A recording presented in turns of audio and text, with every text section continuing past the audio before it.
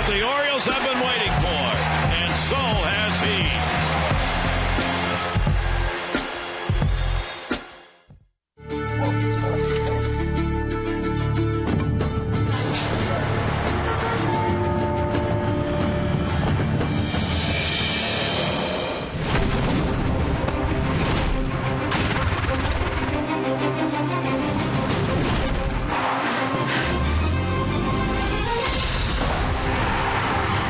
It's the Orioles on Masson, and here at Camden Yards tonight, another big crowd will be on hand for Game 2 of this three-game set against the Astros. The Orioles have a 3-1 edge on the season series, winning last night by a score of 4-3. Hi, everybody. I'm Gary Thorne, and welcome. Last night for the Orioles, they won a ball game in which they had only 3 hits, and it's the first time they have been able to do that since 2010.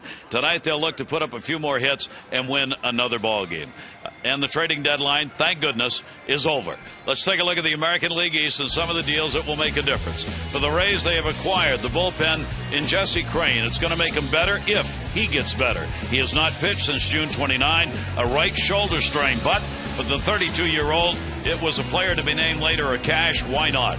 Red Sox get Jake Peavy. They have Buchholz out probably until September. Maybe won't get back. They had to have another starting arm. That was a deal they had to make. Iglesias goes. That's a big give. The O's, of course, get Bud Norris today from the Astros. He walks down the hall. O's goes the other way. Norris 6-9. There are the career numbers: 34, 46, 4.33 ERA. In the American League East, he's gone 1-3. Josh Hader is a youngster who's a pretty good prospect. 19-year-old left-hander, a flamethrower. He goes in the deal as well. The other thing on the Bud Norris deal, 2 more years until he gets to arbitration. What do you think? I think that's the most important thing. I mean, the Orioles have control of him for 2 years, and he is a power arm. They need that, too. He's proven to be a consistent starter, and he's probably middle-of-the-road starter. I wouldn't say he's a 1 or 2, but I think he fits in nicely with the Orioles. They've really been able to stabilize the starting rotation. I think he's a great addition, and the numbers that he's had coming into this year, or through the course of this year, are going to get better because he's playing with the best defense behind him in all of baseball. And the way Buck works this, you really don't have a 1 through 5 on this team. No, you really don't. And interchangeable parts, I guess you could say, and nobody is really considered a true ace, although Norris was the ace of the Astros staff. Tillman has kind of emerged kind of slowly as the Orioles ace, but all pretty similar pitchers, but they've all been performing really well for Buck Showalter and the Orioles. And Hemmel goes on the DL. We'll talk about that during our ball game today. Hose is going to be in the lineup, but he's not going to be wearing an Orioles uniform. What a busy day! To be continued tonight. Game 2 coming up.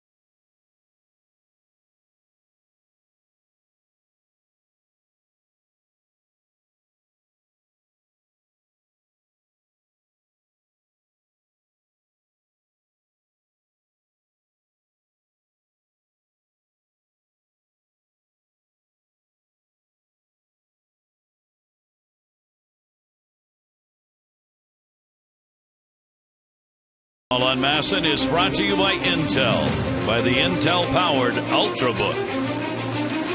Here at Camden Yards, another great night for baseball. The Orioles have had some tremendous baseball weather. Our train game time temperature is 82 degrees. It's a very comfortable evening, a little breeze blowing out the center. Train is celebrating its 100th anniversary by offering irresistible financing. It is hard to stop a train, really hard.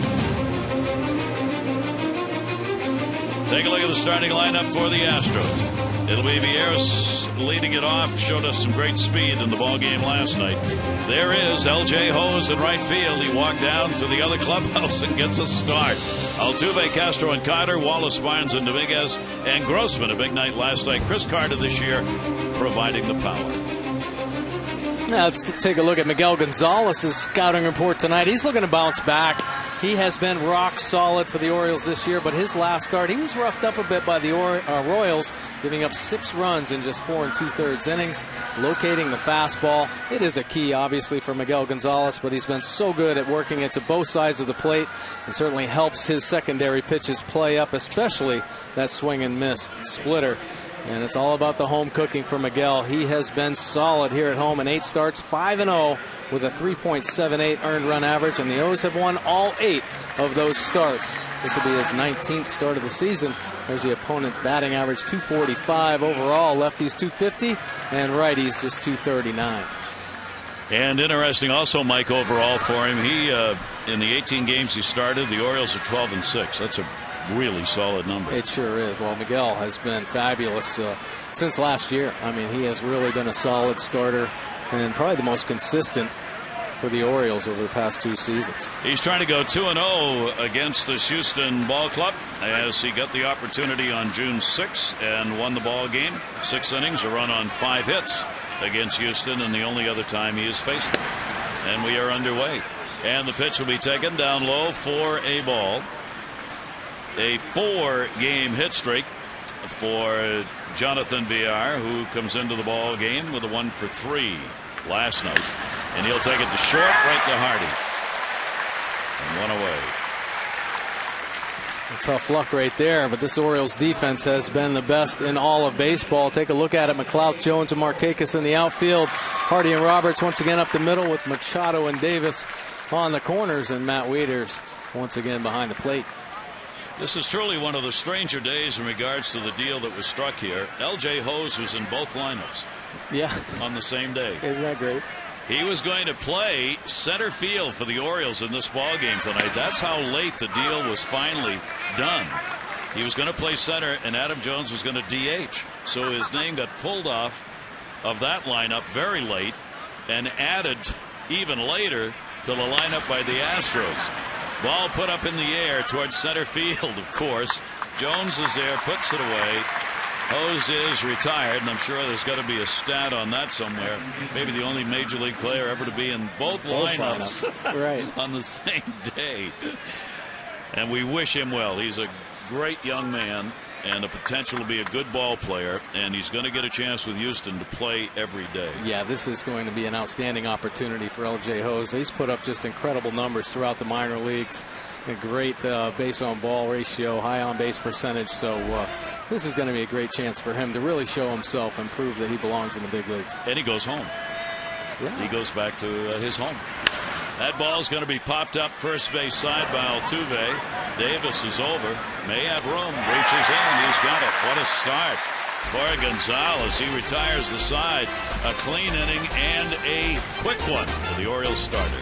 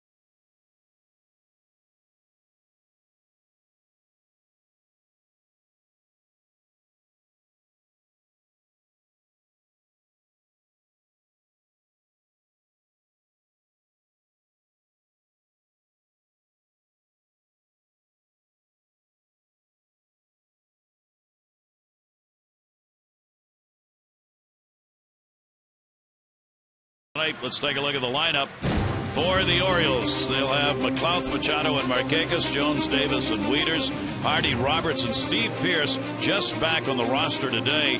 For Adam Jones, there are the numbers, and they are solid. Yeah, let's take a look at the scouting report for Brett Oberholzer. This is a spot start. It's his first major league start. Of course, he's making the start because Bud Norris is now a Baltimore Oriole. But he was a starter throughout the minor leagues and pretty good numbers. He pitches to contact. He's not afraid to work with his fastball. He's had low walk rates throughout his minor league career. And he hasn't walked anybody in his limited time in the big leagues. He has had 3 appearances, all in long relief, 7 1/3 innings with no base on balls. He's got that 3-pitch mix, fastball, curveball, and a change.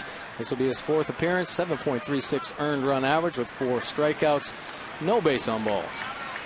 And Nate McLouth will lead it off against him. Nate with a 3-game hit streak, a 1 for 4 in the ballgame last night, and will take the pitch inside.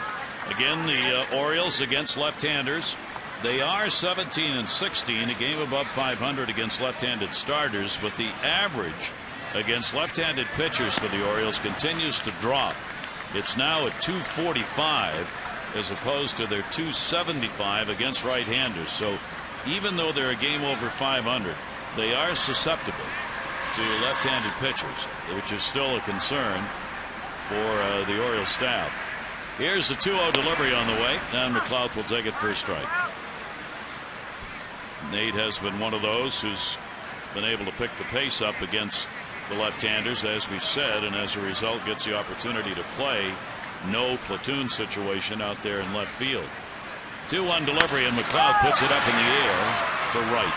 Of course, it's going to be Hose, and he's got it. The baseball gods just work that way. 1-0. Take a look at the Astros defense tonight. Grossman in left field, Barnes in center with L.J. Hose over in right field. VR at shortstop, Altuve, the all-star second baseman, at second. Wallace playing first, Dominguez over at third, and Castro gets to start behind the plate tonight. Last in defense, this Houston team. They've committed more errors than anyone else. Manny Machado. Machado with an 0 for 3 last night, 0 for his last 11. Manny goes after the first pitch, first base side. Brett Wallace is playing there, and he's got it. Somebody in a hurry here tonight? 5 pitches thrown by Gonzalez to get 3 outs in the first inning, and now Oberholzer's trying to equal it here in the bottom half of the inning. Well, both teams coming out aggressive, but nothing really to show for it. You mentioned this Astros defense being the worst in the major leagues, and talk about Bud Norris having to pitch with that defense behind him, and that kind of wears on a pitcher. You know, outs that should be made obviously add to the pitch count and just the longer inning, so I'm sure he's going to enjoy pitching to this Orioles defense. 2 down. Nick Markakis will take it down low for a ball. And we are going to get to see Norris tomorrow night. He's going to pitch against Jordan Lyles, and Tillman's been moved, I believe, to the second game now in the series, or Friday against Seattle. I'm sorry, Friday against Seattle. 1 ball, 1 strikeout. 2 down. Nick Markakis, and the pitch will be taken down low for a ball. Markakis continuing to keep the average up at 285 on the season. 19 doubles, 8 home runs. Of late they have been the base hits and the runs scored as a result that have meant the most to the Orioles. 2 ball, 1 strike delivery on the way, and that will be fouled back, and the count goes to 2-2. Nick made a good point tonight talking about starting pitchers for the Orioles. He was saying around the cage, you know, we get starting pitchers who've got an ERA under 4 or right around 4. We're going to win ball games. Well, definitely. This Orioles offense can produce some runs. Yeah, exactly. That's his point. I mean, the Chens and the Gonzalez are going to have ERAs better than that. And a strikeout recorded. So each pitcher starts it clean. 1, 2, 3 innings. We go to the second. Gonzalez back to work.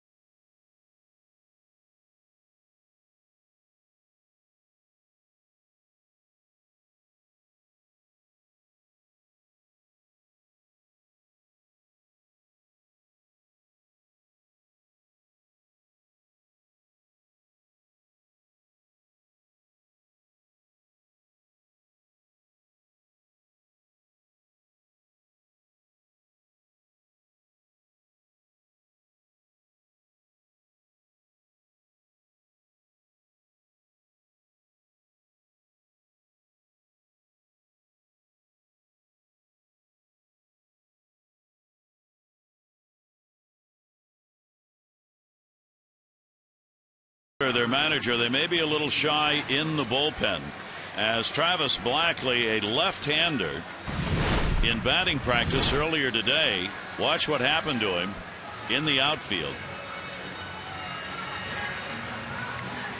A ball hit him, and he's got a contusion over his left eye. Dangerous. Well, we saw Manny Machado get hit 2 days ago, and he took a shot this afternoon. Nobody's safe out there. Nobody's safe.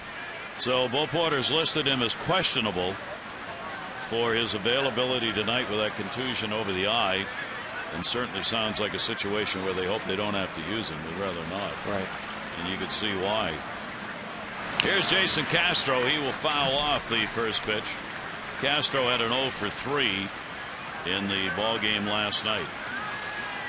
So the Orioles today, Jason Hamill goes on the DL. Steve Pearce reinstated from the DL. Hamill's got a right flexor mass strain that's bothered him for a while, according to Buck Showalter. So the 15-day L for him, and Pearce is back. He'd been on the DL since June 21 with wrist tendonitis. Ball put in the air to the gap, right center. Jones going over, racing back, won't get to it. It'll take the hop up and over. And Castro's got a leadoff double, ground rule double here in the second inning. And Orioles fans, how would you like to win a hitting lesson with Adam Jones? No kidding. You sign up for Masson's Touch 'em All rewards to follow, share, and score big prizes. Go to MassonSports.com to sign up. Being social has its rewards. The ever-changing landscape of Major League rosters. And it's not done. A lot of fans, because you hear so much about it, this trading deadline that ended today doesn't mean trading's over. It just means from now on you got to put players through waivers in order to get a deal completed. But there will be deals struck over the next 2 months. Chris Carter. Carter 0 for 4. Ball game last night, 0 for his last 10. Good little slider right there from Miguel Gonzalez to get ahead of Carter. Carter, a very dangerous hitter. The 19 home runs on the year. Of course, very susceptible to the strikeout. But nonetheless, you make a mistake, and you can hit it a long way. He is number 1 in strikeouts in the American League. 0-1 delivery by Gonzalez to him, taken outside. These hitters, for the most part, have had 2 or 3 at-bats against Gonzalez coming out of that first start. That's the only time he has faced them, so not a lot of experience for either side in that regard. Castro on at second base, leadoff batter with the first hit of the ball game, and Wieters is going to go out to have a word with the starter. Yeah, definitely has to be about the signs right here. Surprised that one of the Orioles infielders aren't in there, because Matt Wieters went out there quickly. He must have seen something possibly from Castro, maybe a different movement out there leading off second base. You certainly don't want Chris Carter knowing what's coming. Gonzalez coming off a loss against Kansas City. 6 runs, 8 hits, and 4 2/3 innings. His first career start without a strikeout in that ball game. 1-1 delivery on the way. Crossed him up that time. Came back in after he worked him out. 1 ball, 2 strike count. Carter just looks like a power hitter. The problem, as Mike said, is making contact. 1-2 delivery, and that'll be fouled back. Miguel's challenging him with some fastballs here, down in the zone, now up in the zone. Well, I saw him chase some pitches out of the zone in yesterday's ball game. Miguel trying to do the same here. 1 ball, 2 strike count. Bo Porter's team got the lead in the ball game last night, could not hang on to it as the Orioles had a comeback win. And a bouncer gets away, and the runner's going to go, and no play. Good heads-up base running as Castro took off on the bounce. That'll be the 4th wild pitch by Gonzalez this year. And now, with nobody out, the runner's at third. Well, it sure is. I mean, Castro very heads up, secondary lead. Now to second base, you get a good view of that ball, see how far it bounces away from the catcher. And he didn't hesitate here. Matt Wieters going down. Good position to block it. Just kicks off the toe of his glove and kicks away too far. 2 ball, 2 strike delivery on the way, and that'll be put in the air, foul. Astros went 2 for 8 with runners in scoring position last night. They are last in the American League in these situations, hitting at .228. Infield will back up here early in the ball game and let the run scored if there's a ground ball. 2-2 the count. And that ball put up in the air, first base. Davis. And there's one out that'll leave that runner. One away here in the second inning. Well, you take a look at the good and the bad, whether you're playing teams above 500 or below. Yeah, well, they play very well. Obviously, rise to the occasion when they're playing against clubs over 500, 37-28 record, but sub 500 teams just 22-20. Now, obviously, teams that are below 500 try to play up to the top teams, and that's what they want to do against the Orioles. And the Orioles have a stretch here, 13 in the next 16 games versus teams below 500, and they really have to make their mark against these teams. These guys are trying to play spoiler against one of the better teams in baseball, and they're taking chances. We saw last night a stolen base of home plate, so they're going to push the envelope a little bit, see what they have, especially teams with younger players. And as this season goes on and teams fall out of contention, you're going to see more younger players trying to expose themselves and prove that they belong in the big leagues. Very dangerous teams, those teams that are out of contention. And this, of course, one of them in Houston. Brett Wallace up there. Wallace came on as a pinch hitter, had an 0 for 1 in the ball game last night. The infield now has moved in a bit, and on a hard hit ground ball, they will try, if they have a chance, to go to the plate against Jason Castro, the runner at third. They're even creeping in a little more in the delivery. Here's the 1-1 pitch, and that one will miss, and a 2-ball 1-strike count. Well, I like the infield depth here. They're at about double play depth, maybe a little bit shorter. Take a look there.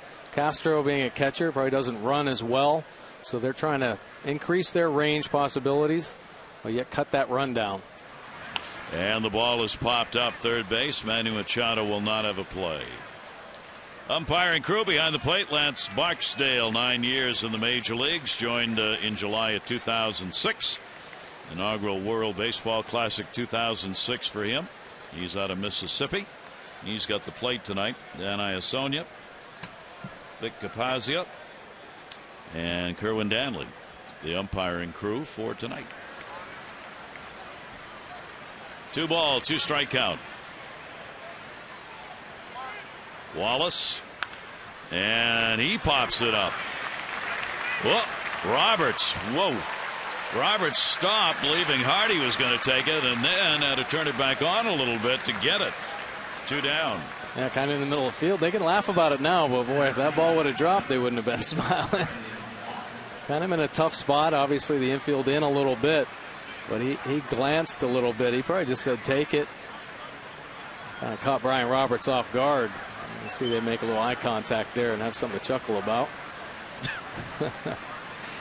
There are 2 big outs. A little communication in the middle of the infield right there with Hardy and Roberts. Saw a double. Runner moved to third with nobody out. Now 2 down. He's still there. And Barnes, and the pitch will be taken up high for a ball. Barnes had an 0 for 3 in the ball game last night. Brandon Barnes with the 5 home runs and 22 RBIs on the season. Gonzalez a chance to get out of this inning. 1-0. And he'll fall behind him 2-0.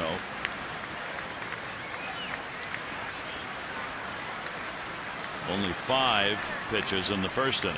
The rest of those eaten up here in the second. Astros are 1-4 on a current long road trip. Orioles here at home 2-2 in the stand. Ball in the air. Jones going back. Can he get there? No. It'll fall on the warning track for a double and an RBI. So Barnes delivers with 2 down, and the Astros are on the board 1-0. Pitch just a little bit up in the zone from Miguel Gonzalez. Stayed over the heart of the plate. Take a look at the Nissan pitch track here. Matt Wieters setting up down and away. That pitch is middle up, and Barnes doesn't miss it. He drives it into the gap. Adam Jones, a good job getting to it, but unable to come up with the big out. So big 2-out hit right there as Barnes delivers. Double number 11 on the season. RBI number 23. 2 down still, and the pitch will be taken for a strike. This is Matt Dominguez, their third baseman. Picked up a run last night with that 1 for 4 that he put up, hitting at .228. As you can tell, as these Astros numbers are flashed before your eyes, they struggle. Offensively, they are last in average, next to last in runs.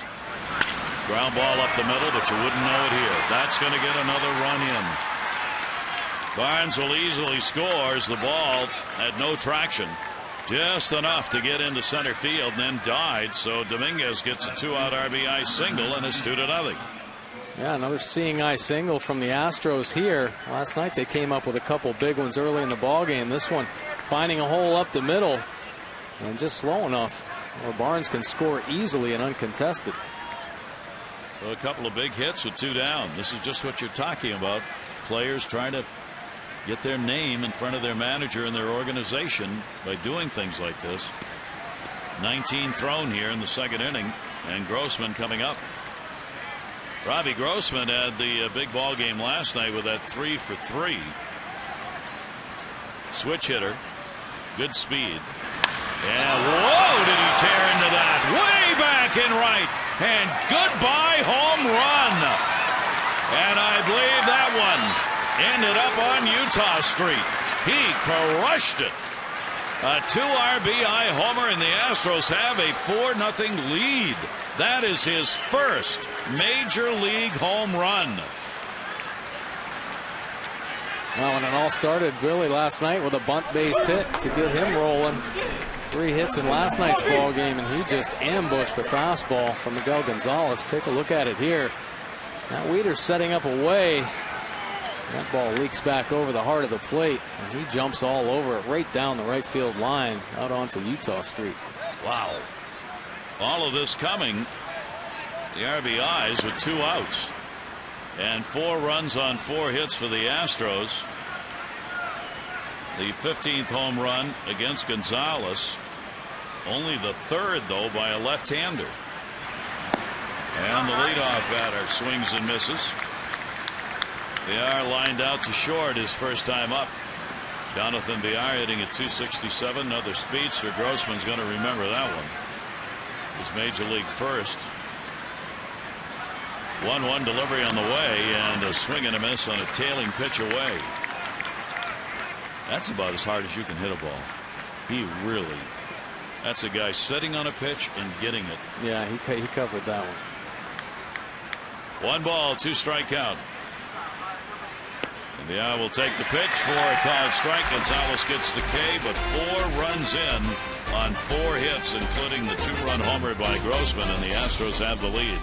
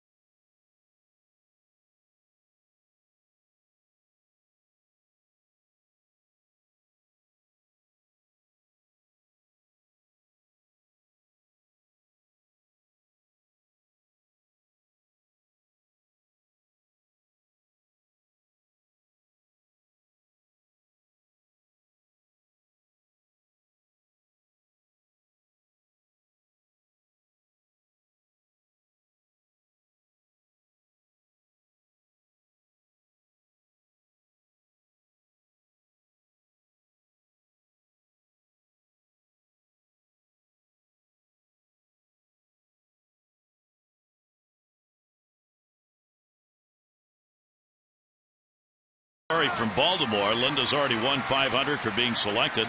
You win $100 for every Orioles hit during the ball game and an extra $500 for any Orioles home run in the 5th inning. For your chance to be the Maryland Lottery Hit It Big contestant of the game, play 5-card cash. Go to mdlottery.com/Orioles to enter. Mike, good point made while we were away there about these teams the Orioles face who are so-called out of it. Yeah, well, the sub-500 teams, they're going to be calling up a lot of young players. And some of the teams, the contending teams that have to face them, don't really have much of a track record with these younger players. Now, who is to think that Grossman is going to ambush a first pitch off Miguel Gonzalez? You know, if that's in the scouting report, you know, they can pitch to him differently. Obviously, the pitchers still have to hit their spots, but it's not going to get any easier either. When they get into September and the rosters are expanded, all kinds of new players. And, you know, teams are going to run their young guys out there to see what they can do. So it's a dangerous spot for all contending teams, really. Real good point. It's you know more about the teams who are contending. Yeah, their regulars are going to be out there. Regulars are playing, and there aren't any secrets. There's a secret. Bunted. Oh, what a nice play. Oberholzer with a fine defensive play coming off the mound to get Adam Jones. Well, we haven't seen Adam Jones do that much this year, but he lays down a beautiful bunt. And take a look at the athleticism by Oberholzer, excuse me. Bare hands it. It's a fine throw over to first base. So all the things the Astros can't do, they've so far done it. Yeah. In the first 2 innings of the ball game, anyway. Here's Chris Davis. Chris delivering the home run in the ball game last night. Number 38, major league leading, 99 RBIs on the season for Chris. Left-handers delivered, and that will be taken for a ball. And he too got a hole in one. He sure did. He got a fastball down and away, and he stayed on it. Look at his head position staying behind that baseball. And another opposite field home run for Chris Davis. Go ahead home run, game winner. 1-0 delivery away. Chris is 9th in batting average at .305. Cabrera's leading at .359. Chris leads in home runs 38. Cabrera's got 32. He is tied with Cabrera with 99 runs batted in for the lead in the American League. So trying to reach 100 first. Ball the other way over near the line. Grossman coming, and it is a foul ball. Shall we venture to our crush log? Star date 7/31. Where is Captain Kirk when you need him? Home runs this season 38, on pace for 58 right now for Chris. Roger Maris 61. That's who Chris believes he is contending against for the season's most home run lead. He had 40 at this point and got 61 when it was all said and done. Crush target right there. Hit it here. 2 ball, 1 strikeout. I thought Orange Crush was a Maine beverage. Was it a national beverage? I think it was a national. That ball's going to go into right field for a base hit. So Davis is on with a single with 1 down here in the 2nd inning. Orange Crush is to be bottled by S&OK of Great Works, Maine. And I didn't know whether it was a national drink or not, but apparently it was. Yeah, I think it's only Moxie that was a Maine beverage. Well, we've gone through that. We got one of the bars over on Federal Hill a couple of years ago to actually order some. For medicinal purposes only. Mm-hmm. Here is Matt Wieters. Runner on at first base. Orioles get their first hit. Davis with a short lead at first. Wieters will take the pitch up high for a ball. Orioles down 4-0. We'll try and get back against the left-hander right now in the inning after. Matt hitting .257 off the lefties, .234 off right-handers. 1-0 delivery to him, and a big cut. 1-1. In minor league games for Oberholzer this year, he was 6-6. He worked 80 in the 3rd innings in 16 starts.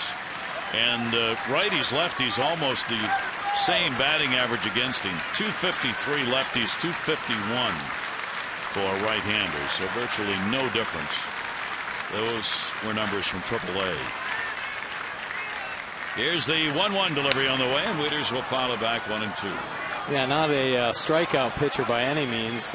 Under 5 per 9 innings, but what he does do is limit his walks, just over 2 walks per 9 innings throughout his minor league career. And like I had mentioned, no walks in the big leagues to this point.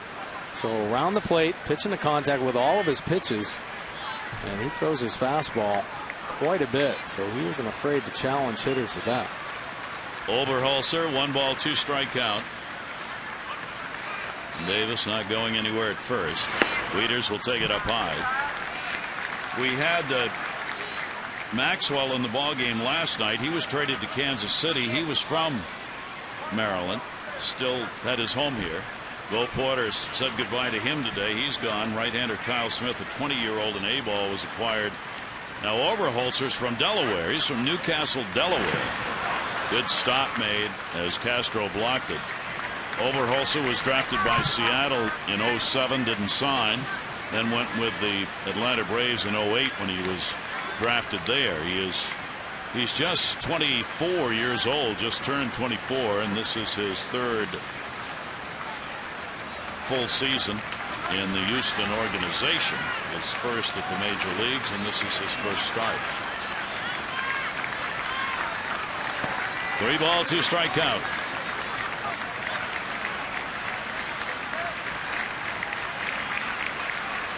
Left-hander's full count delivery, and he got it.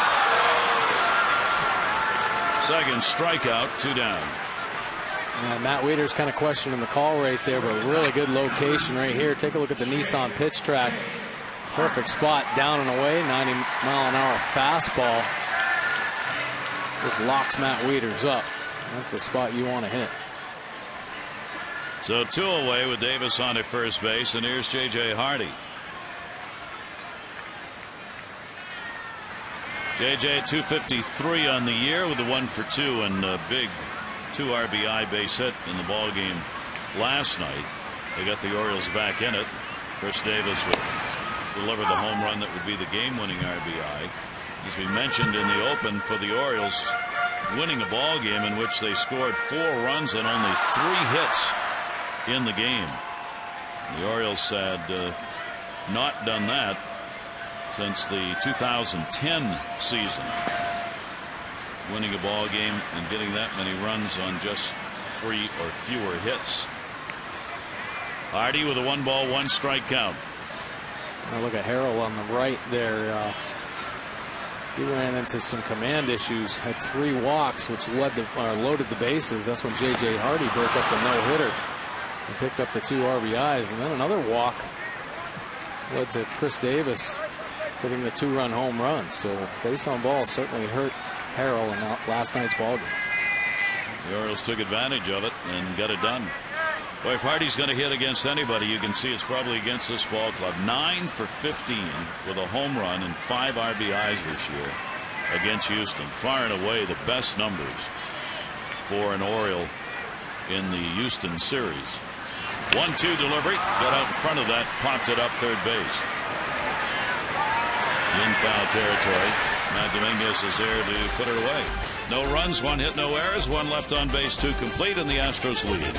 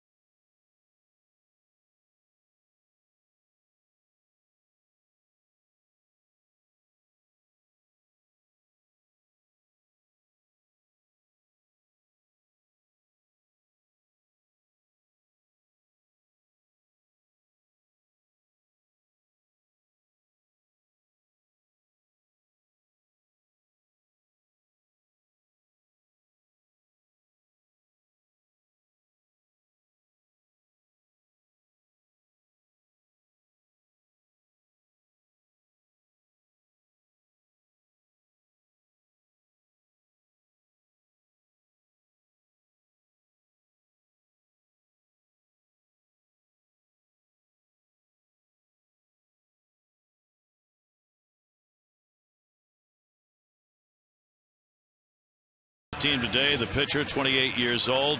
Buck Showalter recognizing L.J. Hose had to go the other way, but before the game on our Wired Wednesday, he talked about the deal.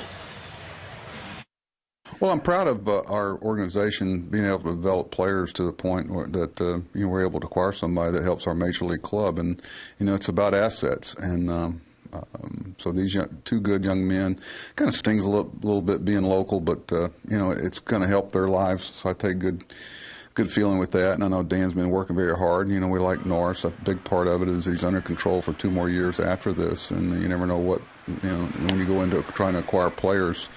In the offseason, you're going to be trying to acquire this guy.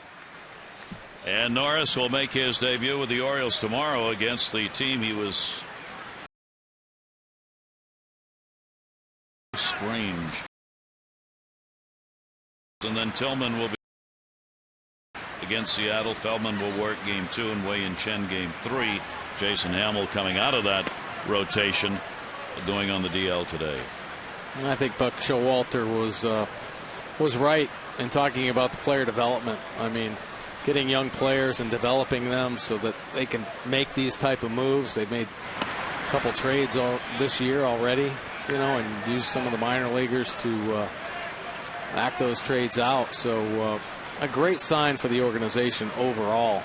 I think the depth of this organization has gotten a lot better since Buck Showalter, came on as manager and addressed the issues that needed to be addressed, strengthening the organization from top to bottom. I think the scouting has been outstanding. I think the player development, through the minor leagues has gotten a lot better, and we're seeing signs of that this year. L.J. Hose, did he go? He's going to pick the bat up again. Dan Iasonia down at first base said he went around. So a strikeout picked up by Gonzalez. Hose 0 for 2. Well, L.J. Hose has been very patient at the plate throughout his minor league career, but this time gives chase to a fastball up the top of the zone. Saw the bat head go out in front of home plate. The adrenaline's got to be flowing, doesn't it, tonight? Sure. A lot of emotions out there for L.J. Hose. First of all, the excitement just to get called up with the Orioles. Yep. And all of a sudden the big trade, and now being showcased here in Camden Yards from his new team. Boy, a lot of stuff going on. It's a big day. Here's Altuve. Jose Altuve will take the pitch on the outside corner. Altuve popped out his first time up. He's got a 3-game hit streak he extended with a 2 for 4 in the ball game last night. He's the club leader and 3rd in the American League in stolen bases with 26. And that pitch off speed delivery is going to miss, and the count goes to 2-1. Miguel Gonzalez, that's victory number 9 on the season for the Orioles, and keep his record at home perfect. He's 5-0. And the pitch away. 3 ball, 1 strike count. Steady source of starts for the Orioles. He is one of those pitchers that sometimes will be rested an extra day or 2. And that pitch is going to be taken inside. So the first walk surrendered. Puts a runner on with 1 down here in the 3rd inning. The Orioles and Astros will wrap up their 3-game series tomorrow here at Camden Yards. So get on board back to Birds. Pennant chase is underway, and a great summer night can be had right here with these new American rivals going at it. 888-848-BIRD or go to Orioles.com.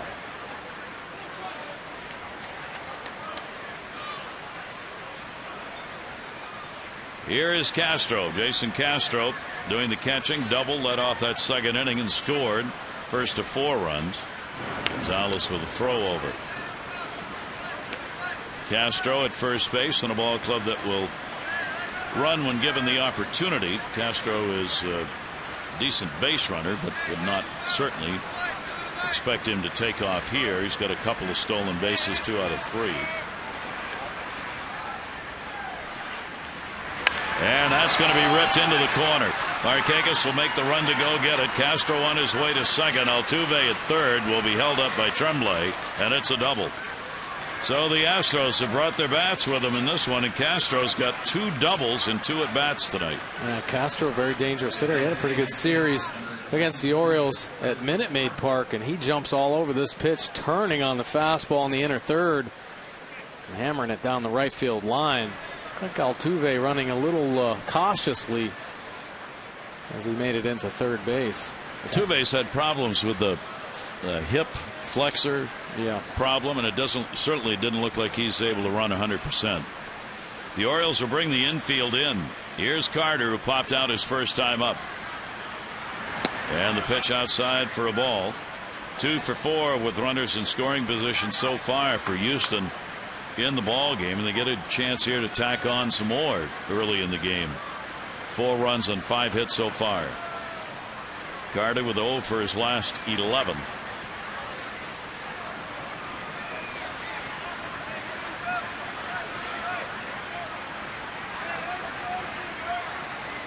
Infield in, and a swing and a miss. 1-1.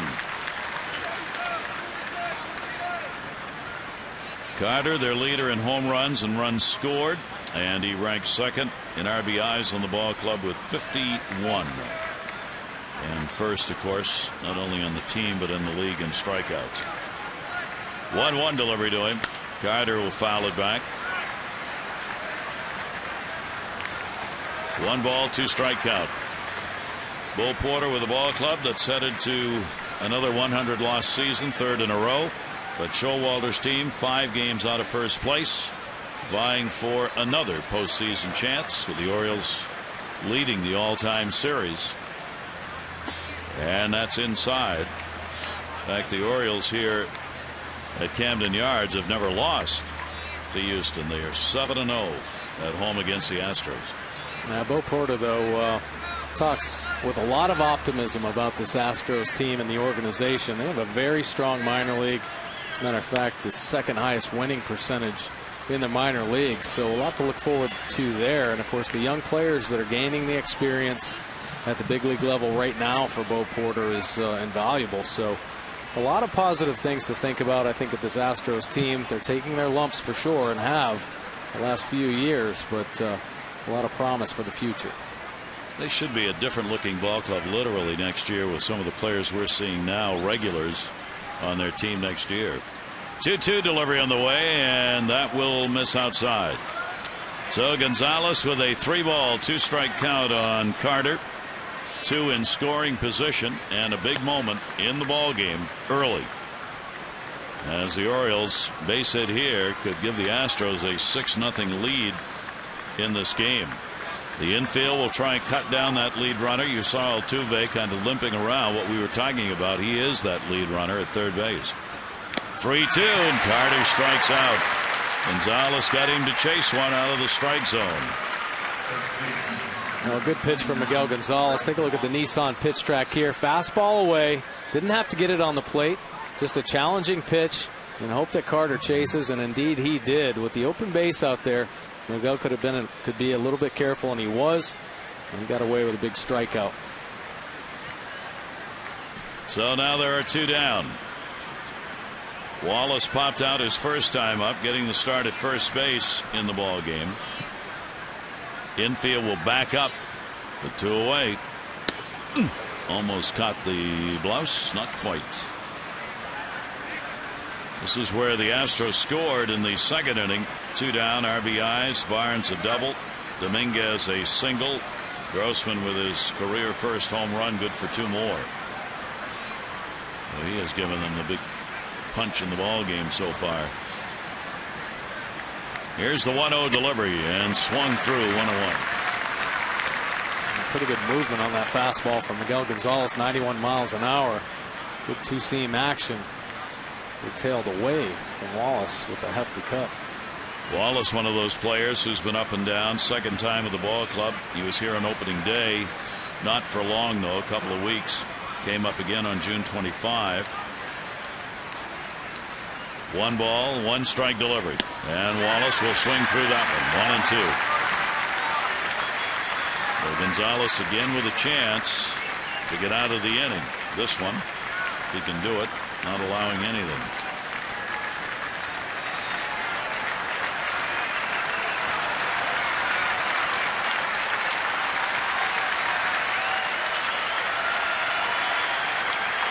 Altuve and Castro, the base runners. Here's the 1-2 delivery, and that'll be up high. As you might expect with this Houston team, they do pile up the Ks, and you get the leader in strikeouts and others who are young and swing at pitches. They've struck out more than any other team in the American League this year. 3 for Gonzalez so far in the game. Runners off second and third. Here's the 2-2. And it'll be foul back. Keeps it alive. A real good pitch from Gonzalez, really challenging Wallace with some fastballs, trying to get that fastball in there. That was a good one. Wallace did a good job just to get a piece of it to keep this at bat alive. Gonzalez with 2 down and runners in scoring position has been almost untouchable coming into this game, a 206 average. So really amazing they were able to get those 3 hits off him in those situations in the second. That ball is going to be fouled off. Out of play to hold the count at 2-2. And Wallace, pretty good battle engaged right here.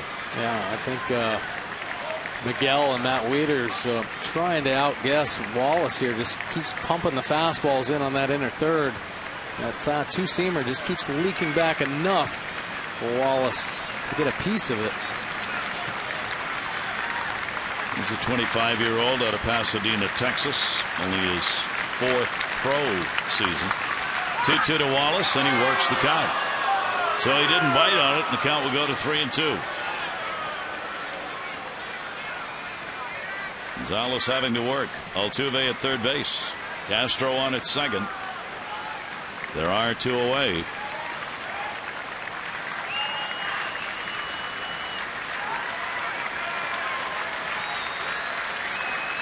Three-2 delivery to Wallace, and he got him. Play's got to be made by Wieters, and he will. So 2 strikeouts in a row leave the runners stranded. No runs they hit. 2 are left on. Astros 4 and the Orioles nothing.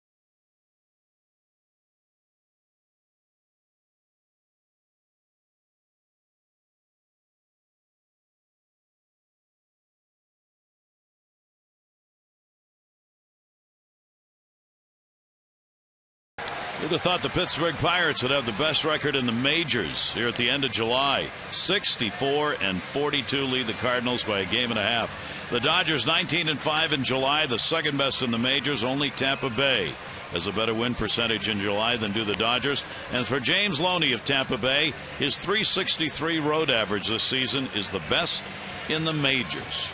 I give you a who'd have thought on all of those. Yeah, I agree. Los Angeles Dodgers really coming out of nowhere with a huge month of July to take the lead out there in the National League West.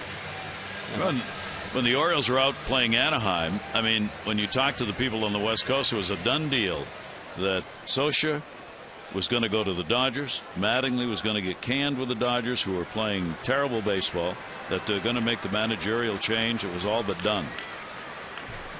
Nope. No. Nope. Look not at at him all. now, right? Look at him now. Here's Ryan Roberts. He shows bunt. He will take the pitch for a strike. Roberts leading it off here in the bottom half of the third inning. Pierce and then McLouth to follow. A couple of strikeouts. Oberholzer. Keep in mind it is his first major league start. He did have the starts in the minors, but since being called up, he's been out of the bullpen 3 times. Last pitched against Texas. Ball pumped in the air, center field. Barnes over to get it. Roberts is retired. Barnes a real good defender out there in center field for the Astros. He came up with some incredible plays when the Orioles were down at Minute Maid Park. Gap to gap, really goes and gets him. 1 down. Here's Pierce. The Orioles get Steve Pierce back off the DL. He's the designated hitter in the ball game tonight. And Steve happy to be back. 28 games of the Orioles, sitting .235, 3 homers, 9 RBIs, 81 at bats, and got to the ballpark today, suited up, came out, was told to go out to left field, take some work out there, and then was told he's going to DH. 1-0. As we said, Hose was in the lineup, going to play center, and Adam Jones was going to get a night off in the field and DH in the ball game. That got all changed when the deal was struck. And Hose went to Houston and is playing in right field for them. 1 ball, 1 strike delivery. Down to third, fair ball. Chased down by Grossman. Pierce will make the turn and stay. Nice play in the outfield. Grossman holds him to a hard hit single. A great swing by Steven Pierce here on a breaking ball. Just tomahawks it down the third base line. But Grossman, a nice job defensively. Take a look at the effort by Dominguez. This ball is whistled. He's on line, but that ball just beats him. Steve Pierce held to a single, though. Nice play by Grossman out in left field. And Nate McCall, the leadoff batter, will stand in. Nate flied out to right field his first time up. And the left-hander's pitch to him will be in there for a strike. For McLeod, 250 off the lefties, 293 off right-handers. He's had a solid July. One of the consistent bats this month, hitting at 289 in July, coming into the ballgame tonight. 0-1 delivery to him. McLeod slow roller, and that will go foul.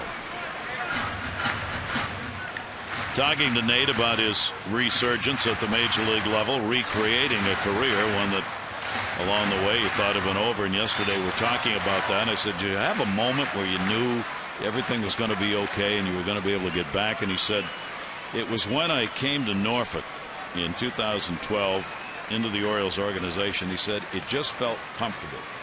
He said, and I got there, I liked the people I was playing with, it was a good ball club, good manager. He said, I just felt like I'm ready. I can play this game again. And he said, and I did. And I haven't looked back since then. So a credit to the organization and the folks at Norfolk. Because for Nate, after the seasons in Pittsburgh, he and a lot of others wondered whether that was it. Yeah, things were looking kind of bleak for Nate McLeod, but a great turnaround. Obviously, I think you play better when you're around people that you enjoy being around. And so obviously a tribute to the Orioles organization once again in AAA. There's some really good people. Ron Johnson, of course, AAA manager down there. But Rainmaker to right field. Second baseman wants it. Altuve backs up and will put it away. And McLeod is retired, 2 down. Our Extra Mile Index, the Firestone Complete Auto Care Extra Mile, brings it to you. Yeah, Major League Baseball hits leaders. Miguel Cabrera, 137. Mike Trout, 137. But Manny Machado right there at 135 base hits. Adrian Beltre, 132. And Segura with 132. Manny will get right back up there on top. Get his bat going again. Machado popped out his first time up. Runner at first base. Pierce, 2 down. Manny at 295 on the year. And will take the pitch on the outside corner for a strike. 4-5-0 for the Astros. 0-2-0 for the Orioles. Machado 278 off lefties, 304 off righties, facing 24-year-old left-hander who popped that one foul. You take a look at the numbers for this youngster. He's done so many things. The most hits in the American League by a third baseman under 22 is held by Buddy Lewis, who played in 1937. He had 210 hits. The youngest third baseman to lead the majors in hits was George Brett with 215 in 76. And the youngest third baseman to lead the American League in hits was George Brett in 75 when he had 195 hits. Manny Machado's got a chance of reaching into that area. Yeah. If the bat stays hot for the final 2 months. He has a great chance to do that, and I don't see why not, barring injury. I mean, he's had a consistent approach. He's running into some trouble here, but all hitters go through ups and downs, and I think the excitement of the opportunity to play in the postseason is going to re-energize a lot of these players on the Orioles. With 135 hits, Manny Machado, a real shot at taking over some of those marks as far as young players, young third basemen are concerned. And for Jim Presley, his hitting coach, watching him day in, day out go through the routines, continues to be amazed at the consistency of that routine every day. Machado's going to go to short, play at first. Nice pick made. And this team, which is last in defense in the majors, is doing everything other than being last so far in this game. Astros 4, Orioles nothing.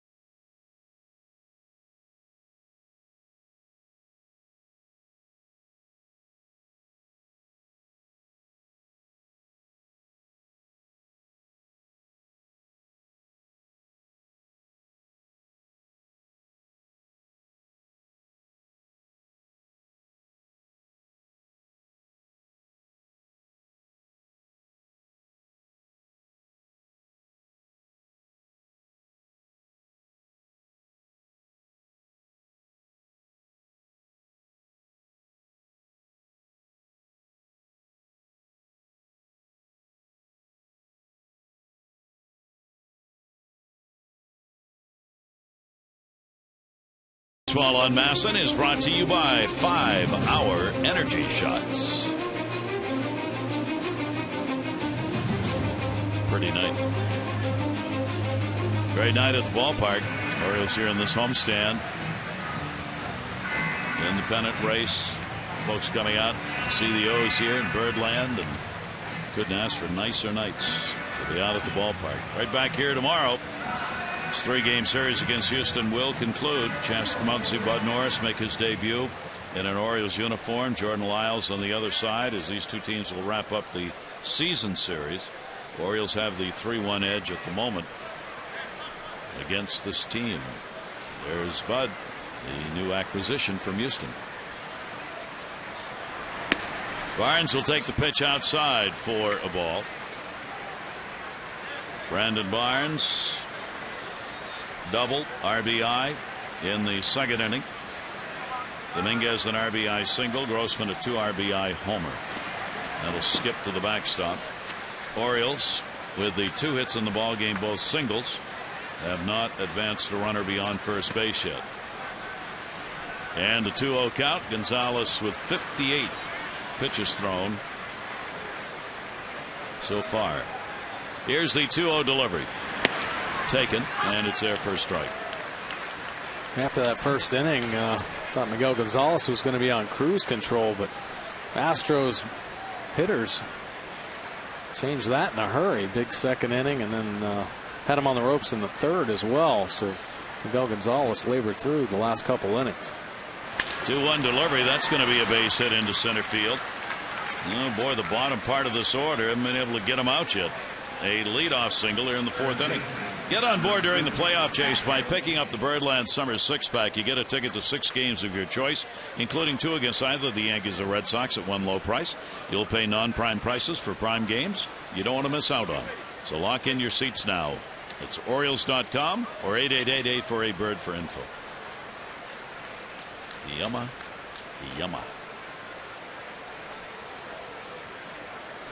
Little visit to the mound here. That's going to be a leadoff single, and the Astros have stung the ball pretty well here in the hits they've picked up. I think a lot of times when Rick Adair goes out, it's usually to give a pitcher a breather, but I think he sees something mechanical that he needed to relay to Miguel just to get back in a rhythm and execute his pitches a little bit more consistently. The hits that he's giving up are up in the zone.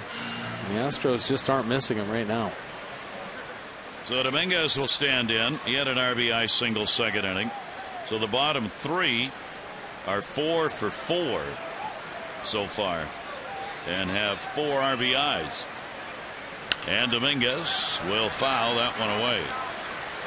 For Dominguez, coming into this ball game on the road, had been a struggle for him, hitting 186 in road games, the 2nd lowest batting average in the league on the road for Matt Dominguez.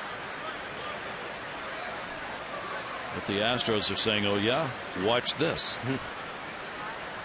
Runner off first, and Barnes back to the bag.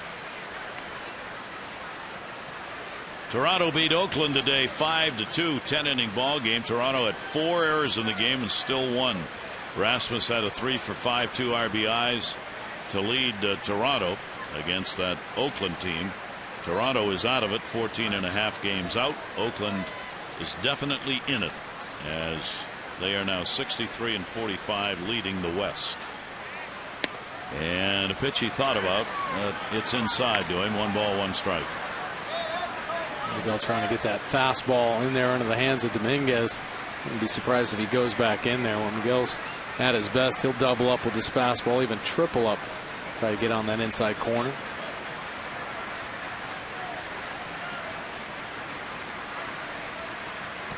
Short lead at first base for Barnes, and that ball is going to be fouled away.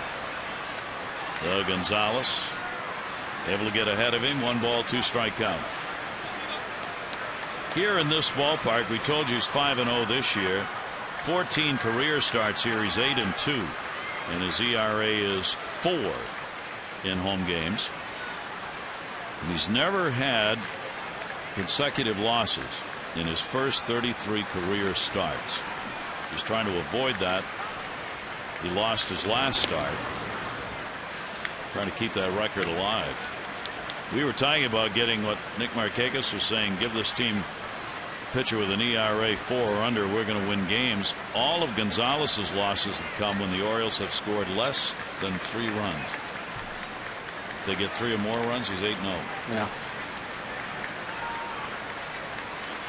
1 ball, 2 strike delivery. That's going to be a base hit into left field. McLeod plays it on the hop, and the first 2 are on here in the 4th inning for the Astros. Time for our AT&T Mobility Trivia Fact. Yeah, the O's are on pace to make just 48 errors this season. Major League record for fewest errors in a 162-game season, 65. That was by the Mariners back in 2003. This defense has certainly been a key to the Orioles' success. They are rock solid out there. Look for more Gold Gloves for this Orioles team. So threatening again, this Houston team, and T.J. McFarland up in the bullpen. Robbie Grossman. So the bottom 3 are 5 for 5. Grossman bunting. It's a good one. Gonzalez up. Throw to first, and just got him in a good play.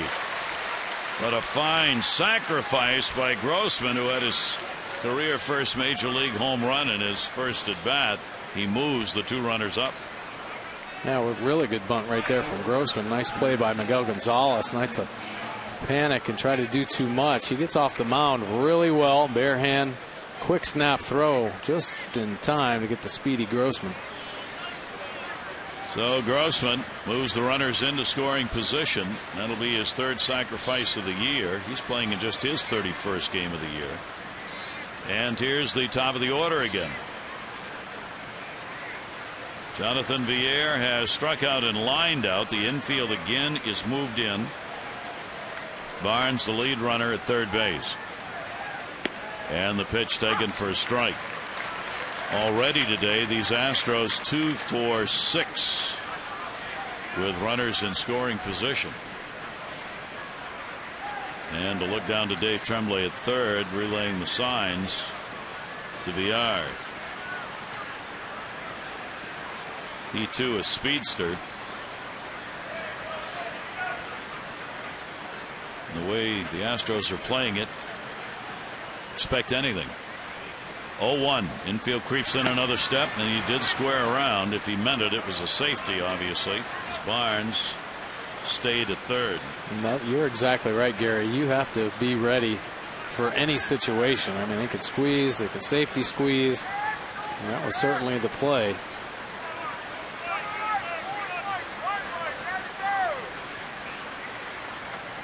Runners off second and third. 1 ball, 1 strike count. We are swinging through that one, and it goes to 1-2. Astros left 2 on in scoring position in the third inning, and here they are again with a chance. This is where they've had trouble all year finding those big hits. Barnes the single, Dominguez a single.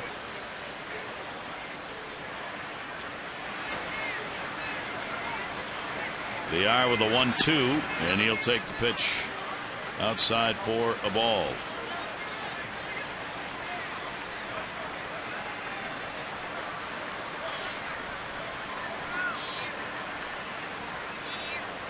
He has not had many chances with runners in scoring position. It's only his 9th game. Yet another, as we were talking about, of the young players getting a chance. Here's the 2-2 delivery, and just misses. So another 3-2 count. I believe that is the third 3-2 count Gonzalez has had in the ballgame. Villar showing some pretty good patience right there for the young hitter, laying off a couple really good split fingers from Miguel Gonzalez. Infield still in. 3-2 delivery on the way, and Villar will foul it off, and that caught Wieters.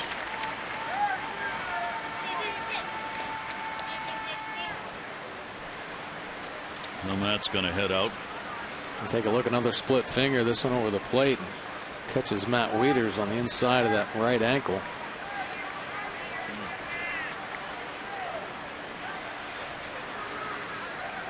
So Macazon tells him, don't throw that pitch again, okay?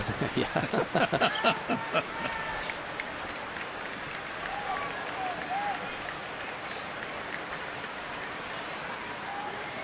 A lot of hard duty behind that plate. This is game number 99 for Matt. 3-2 delivery again, and they're loaded. Not going well for Miguel Gonzalez, and the Astros again on the verge of having a big inning. Second walk surrendered in the ball game. Loads them up with only 1 out for who else? L.J. Hose. So the Oriole of this morning is the Astro of this evening. Hose at the plate with 1 down. The infield, of course, backing up for 2, and Hose will chop it foul. That one hit right in front of or right off the plate.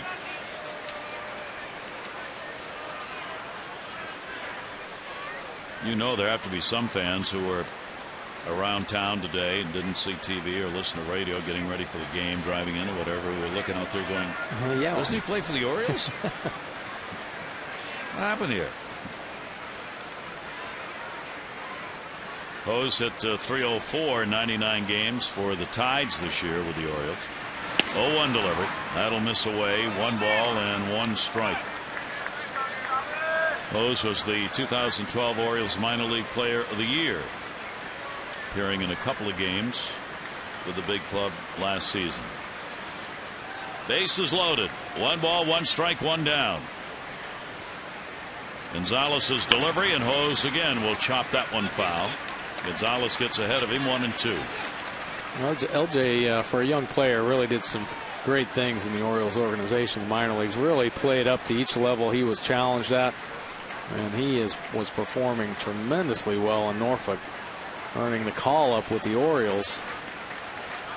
I think there's a huge upside for LJ Hose, not just what he can do on a baseball field, but a great character guy. 1-2 delivery will miss, and a 2 ball, 2 strike count.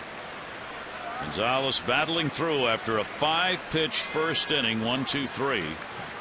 Since then, it has been a rocky road. 2 ball, 2 strike count. Outfield shaded around to right and in a couple of steps on Hose. 2-2 delivery. Hose will take it. He's gone. So Gonzalez gets another big strikeout. 5 in the game, 2 against Hose. Take a look at the pitch here from Miguel Gonzalez. Fastball perfectly located at the bottom of the strike zone to get LJ Hose looking. LJ thinking it's a little bit down. Pitch track shows right at the bottom of the box. A major league leading 985 strikeouts coming into today, and 5 more added by Gonzalez to this Houston team's numbers. So again, with 2 down, Houston will try and score. Altuve is walked and popped out. Altuve, a .253 hitter with runners in scoring position. Gonzalez living in the edge. First 4 innings of this ball game. Here's the 0-1 delivery, and Altuve should end the inning here. Hardy dropped it, and a run will score. A ground ball that should have ended the inning will be an error on Hardy. Barnes will score. Altuve reaches, and it is 5-0. Yeah, a little chopper, pretty routine ball for J.J. Hardy. I think Dominguez at second kind of screened him a little bit. You see him hold his ground, and then that ball ended up skipping up, getting a short hop. See it bounce up and get J.J. right off the toe with a glove, unable to come down with it. And very uncharacteristic of J.J. Hardy. So the Orioles are the team that commits the error in the ball game, at least the first one. Unearned run will score. Hardy charged with just his 8th error of the season. Keeps it alive, bases loaded, and here's Castro's got 2 doubles. And Castro will take it down low for a ball. This game, a lot of things in it are backwards so far. 5-0 lead. Castro doubled in the second leading off, doubled in the third, and was left stranded. Gonzalez with a 1-0 delivery on a check swing that's going to miss inside, and it goes to 2-0.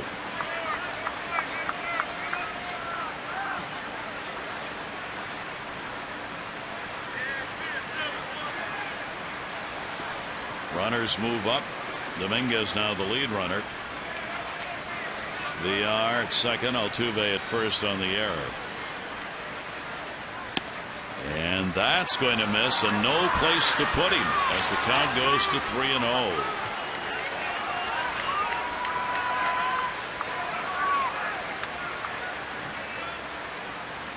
Do you let him swing here? Oh, yeah, you do. Yeah. 3-0 count. Castro waiting on it and tried to launch it. He will foul it back. The Orioles committing just their 33rd error of the season. Closest to them defensively in errors, Tampa Bay with 40 coming into today's play. And the Orioles, with those good numbers, of course, have not surrendered a lot of unearned runs. There's one on the board in this ball game. 3 ball, 1 strike count. And Castro drills it in the air to center. That is way back. And goodbye. A grand slam. Home run for Jason Castro in an inning that should have been over. Castro takes advantage of the open door. his first career grand slam and his 13th home run of the season, and a 9-0 Houston lead. Well, one thing that the Orioles have been so good at this year is not giving teams extra opportunities. And the Astros capitalizing on a mistake. Miguel Gonzalez, an elevated fastball, 3-1 count. Castro, he's shown he's going to be aggressive. A couple doubles and now a big grand slam. And a 9-0 lead for the Astros in the 4th inning. And the 8th batter of the inning, Chris Carter. Carter has popped out and struck out.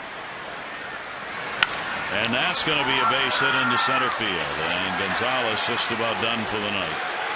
And here comes Buck Showalter.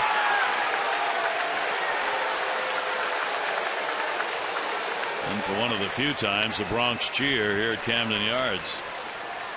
Boy, what a tough night. 9 runs on 9 hits in the ball game in 3 2/3 innings pitched. And Gonzalez, who's been so good and so steady, has one of those nights here tonight.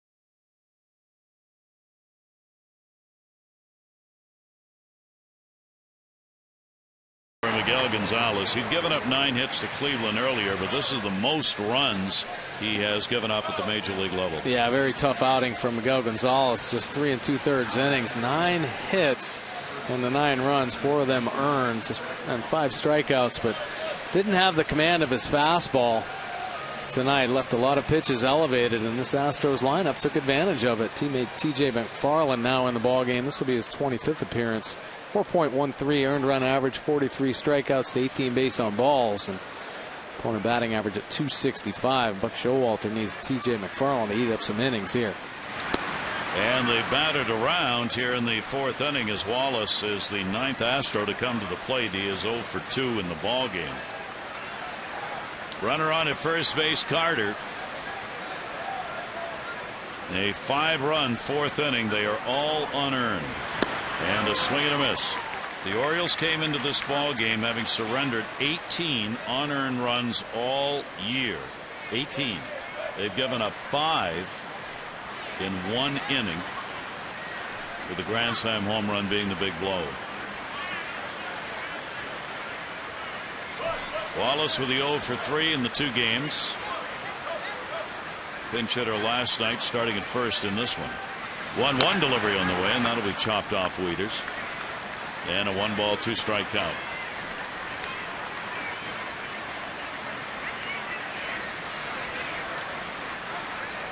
What Showalter knows, he's been on both ends of these kinds of years. 2 years ago, it was the Orioles looked to be the spoilers and were. Kept the Red Sox out of the playoffs. Then you're on the other end. You're trying to get in, and you're looking at teams who don't have a lot to play for, and then they see, hey, we can do some damage. Yeah. 1-2 delivery, and that'll be taken outside. And Miguel Gonzalez in danger of having consecutive losses for the first time at the major league level. 2-ball, 2-strike count. Long way, however, to go in this ball game. And the delivery's on the inside corner for a strike. So McFarland gets it done, but a big 5-run unearned inning and a 9-0 Astros lead.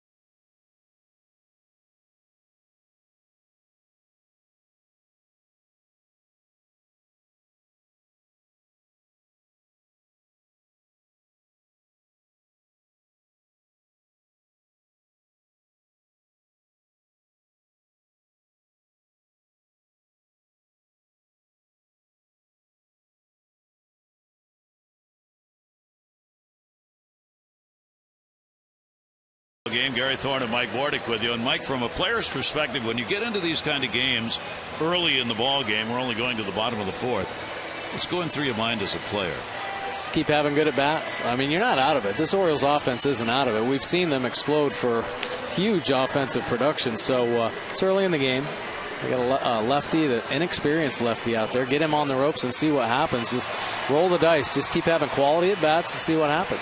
And don't try and get 6-run homers. Oh, that's the key, obviously. You don't want to give away at bats. Yeah. Just keep putting together good ones. Well, the Orioles are going to try and do that, as the Houston Astros certainly have been able to do it. This left-hander, first major league start. No walks, 2 strikeouts so far, and the Orioles have only picked up 2 singles off him. Here's Nick Markakis. Nick struck out his first time up. Go to the bottom half of the 4th inning. And the delivery will be taken outside for a ball by Markakis.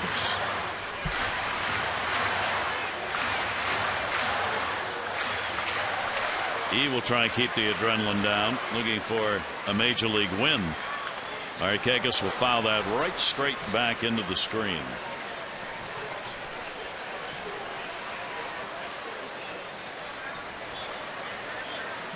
Oberholzer, only 24 years old. 6-6 in the minors at AAA this year.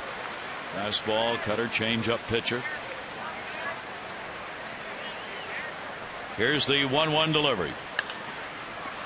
Popped up in the infield. Shortstop. Put away by Villar for the out, and Markakis is retired, 1 away. Take a look at our Chevrolet League leaderboard. It's brought to you by Chevrolet. Find new roads. Home runs, American League team leaders. The Orioles still leading the way with 142. Blue Jays right behind them, 136. Mariners coming into town this weekend. They've got 127. Rangers 122. And the Tigers with 120. Take a look at that American League average at just 110. The Baltimore Orioles destroying that number. And here's Adam Jones. Jones robbed of hit his first time up when he tried to bunt his way on. He will foul that one back. For the 2 home runs picked up by the Stros in this ball game by Grossman and Castro. Again, the Orioles being out homered here at Camden Yards, now 76-73 in the year. That grand slam by Castro, obviously big hit in this game. Here's the 0-1 delivery, and Jones will foul that one away. And an 0-2 count. It gives this left-hander a lot more options and a lot better chance to just throw some strikes and say, here, hit this. Yeah. You got a 9-0 lead. Oh, it's definitely going to make him relax. I'm sure there was a lot of pressure on him in his first major league start, an opportunity to really try to start establishing himself. And who knows, this start might lead to others for him here down the stretch. But yeah, certainly a 9-run cushion will help him relax. 0-2 foul the other way. His last start minor leagues was on July 22, so he's had a lot of rest. He worked 6 innings, only gave up 1 run on 1 hit. Struck out 9 and walked 1 in that ball game. It was in the minors. Adam Jones, 0-2 count.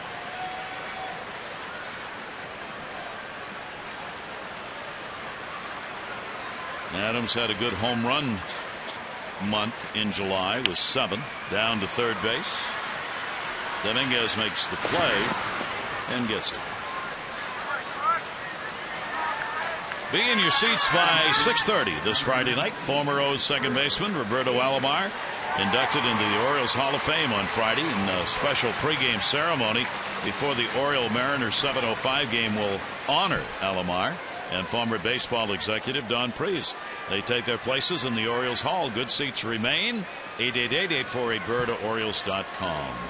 Luncheons Friday. Yeah. And I'm going to be inducting Robbie. That's going to be a great event. I mean, of course, Roberto Alomar, most talented players ever to play Major League Baseball. Could go down as in history as one of the best second basemen ever. And 5-tool guy, obviously offensive threat with the power, but stolen base threat, great arm, better defensive second baseman than anyone. 10 Gold Gloves. That all coming up on Friday. The luncheon and the pregame ceremony.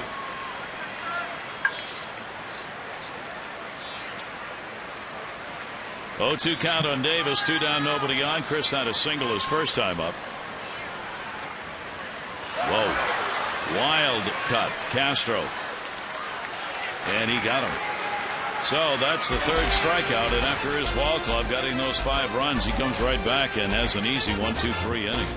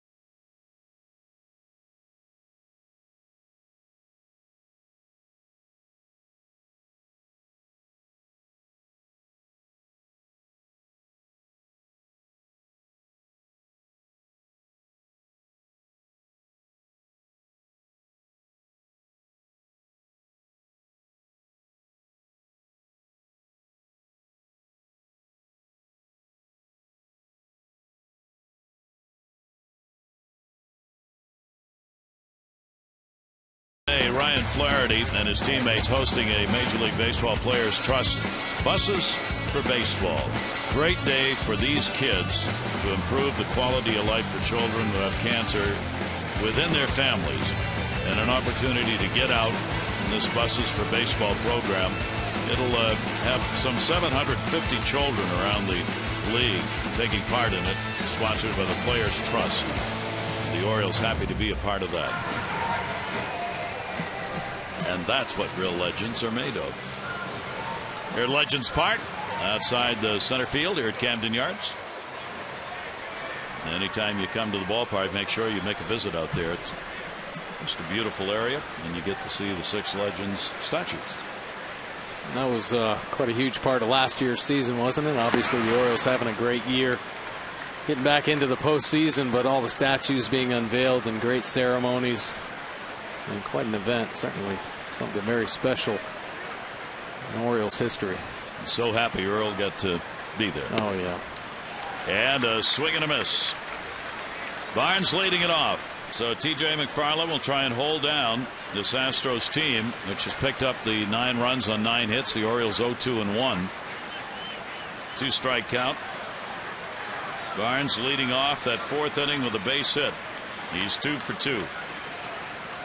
Still have not been able to get an out in an at-bat against the bottom 3 in this order. Barnes, a double, single, RBI, 2-run scored. Dominguez, 2 singles, an RBI, 2-run scored. Grossman, a 2-run homer and a sacrifice. 7, 8, 9 in the order. 1-2 delivery. Gets him.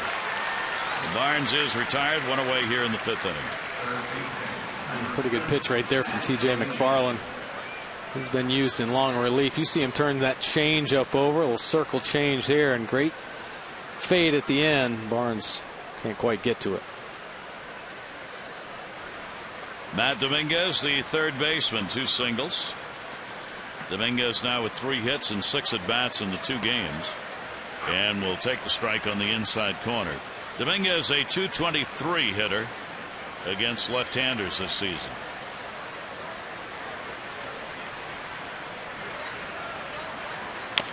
And a chopper foul. Well, his Houston team has had about every extreme. They lost the ball game last night when the Orioles got only 3 hits. They lost the ball game to Seattle in a game where Seattle had 1 hit and scored 4 runs, 2 of them coming on pass balls. You believe that? Wow. 4-2 was the final score. Seattle won it with 1 hit. It had been 99 years was the last time a team had scored 4 or more runs on 1 hit without an error being committed by the opponent. That's the kind of stuff the Astros have gone through this year. You wouldn't know it tonight. 1-2 delivery, and that's going to be up the middle. Roberts after he can't get it. So Dominguez is 3 for 3 as he picks up a 1-out single and 10 hits in the ball game for the Astros. All right, PNC Minor League Report brought to you by PNC Bank for the achiever in you. Yeah, another piece of the depth of this organization. Wada throwing very well today against Pawtucket. 6 2/3 innings, just 5 hits, no earned runs, and 10 strikeouts. Just that 1 base on ball. This season, 3-5 record, a .502 earned run average. So he's lowering those numbers with starts like that. And Grossman on the big cut. Grossman, the 2-run homer in the 2nd inning, his 1st home run, and came up the next time and sacrificed and helped set up that 4th inning. 0-1 with a runner at first base. Infield a double play depth, and the pitch will miss down low for a ball.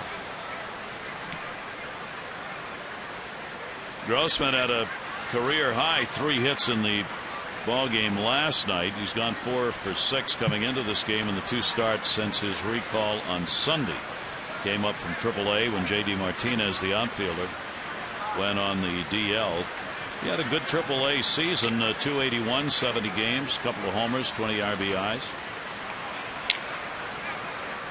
Overall, only 3 total home runs between AAA and the majors this season. 2-ball, 1-strike count. And that ball broke the bat left field. Clouth. Grossman retired, 2 down. Dominguez back to first.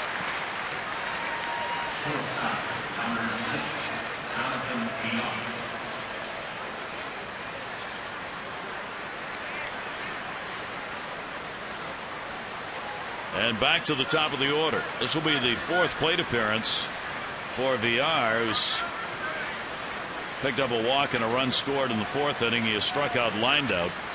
He's trying to keep a 4-game hit streak going. And a ground ball to short. Hardy's got it. Roberts at second base, and that'll do it. No runs, 1 hit, no errors, and 1 left on base. We go to the bottom half of the 5th inning. The Astros on top.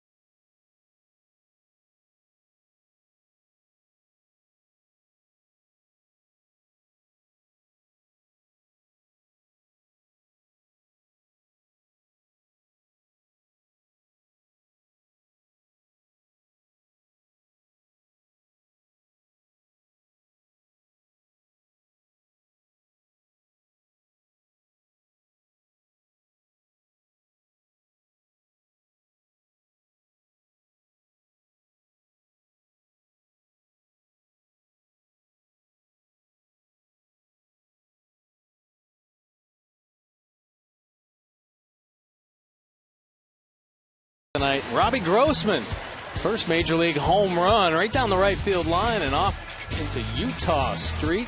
Get the Astros going in the 4th inning. Joe Gonzalez on the ropes. J.J. Hardy, the rare error, doesn't help Gonzalez out at all. A run will score, and that'll keep the bases loaded for Jason Castro, who connects on the 3-1 offering for a grand slam. His red-hot bat. A couple doubles already in the ball game. Gonzalez pulled after 3 2/3 innings. He gave up 9 hits, 4 runs, a run, 5 strikeouts, 86 pitches. Another early exit from Miguel Gonzalez. Geico, saving people money on more than just car insurance.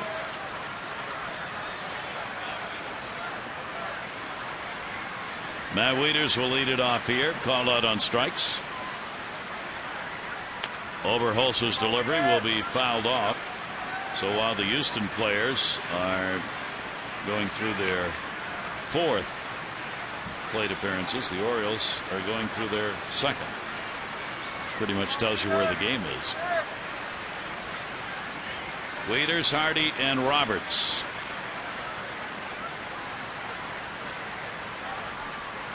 Infield shifted all the way over against Matt Wieters. Only Wallace, the first baseman, is on the right side. That's the second baseman, Altuve, on the shortstop side of the bag.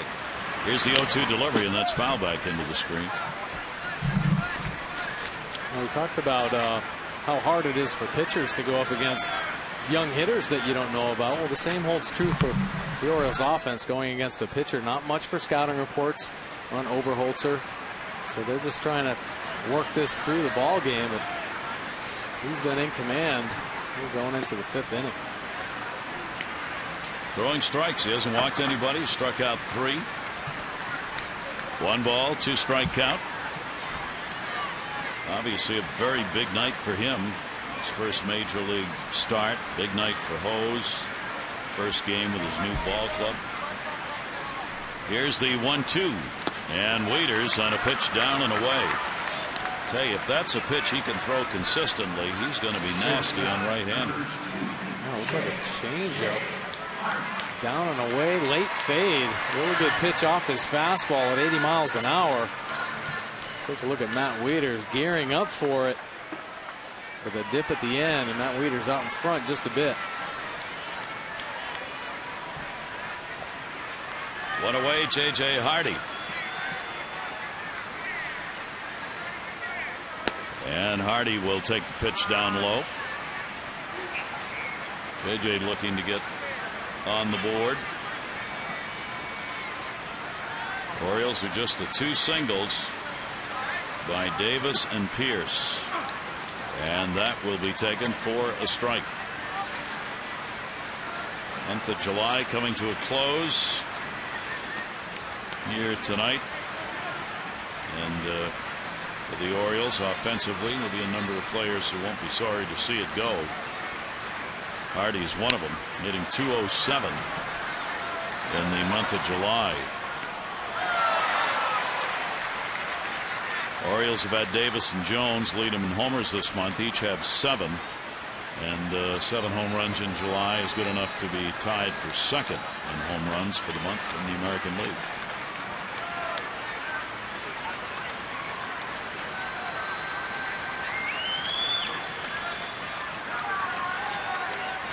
Oberholzer with a 1-2 delivery right there. It's 5 strikeouts for him. Time for the 5th inning home run bonus, and for this inning only, tonight's Maryland Lottery Hit-It Big contestant of the game gets $500 for any Orioles home run. Linda DeTore has already won $700 tonight. For your chance to be the Maryland Lottery Hit-It Big contestant of the game, play 5-card cash. Go to mdlottery.com/Orioles to enter. Brian Roberts. 2 down, nobody on. 7 in a row have been retired by Oberholzer.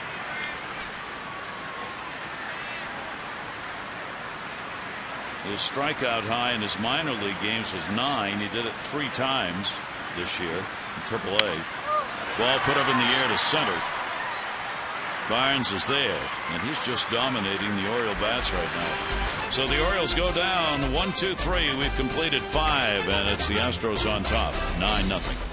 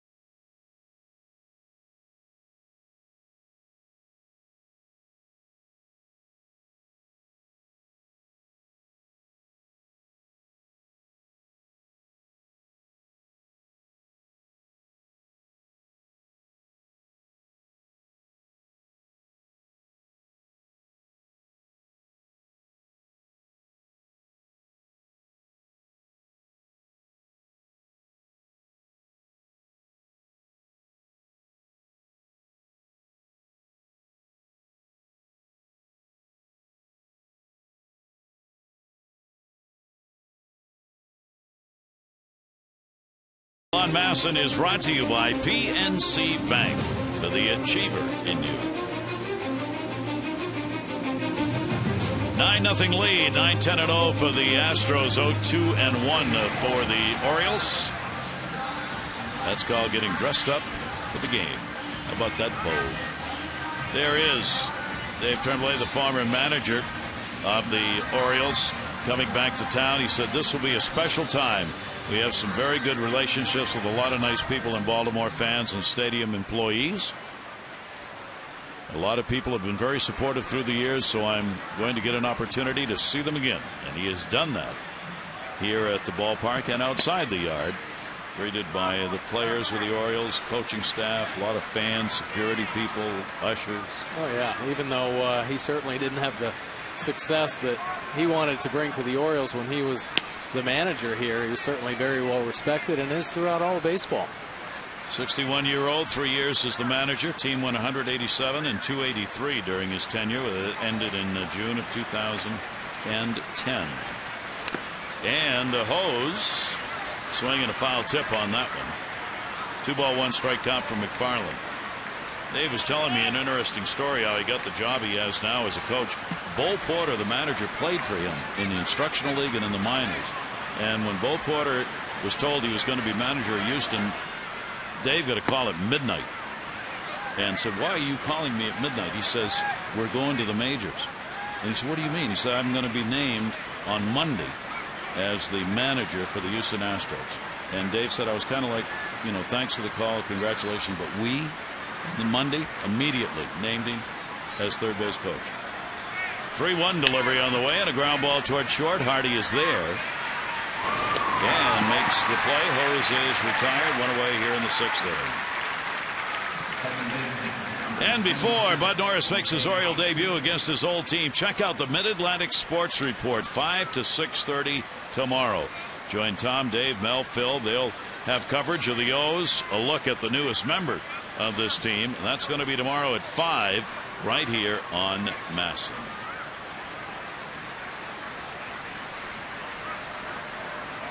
Jose Altuve popped out, walked, reached on the big error, scored a run. So officially 0 for 2 at the plate. The Orioles, if they do not come back in this game, will finish July a game under 500. They are 12-12 this month. McFarland with a 2-0 count on Altuve.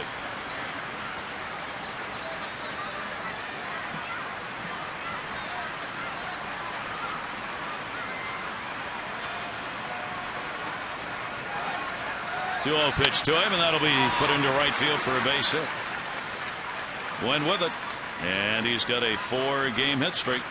Jason Castro coming up on our Lexus and Towson Drive of the Game. Yeah, he's had himself a real good night. Nothing better than this grand slam here. Hammered a 3-1 offering from Miguel Gonzalez, but he's able to keep the ball. Orioles fans throw it back in.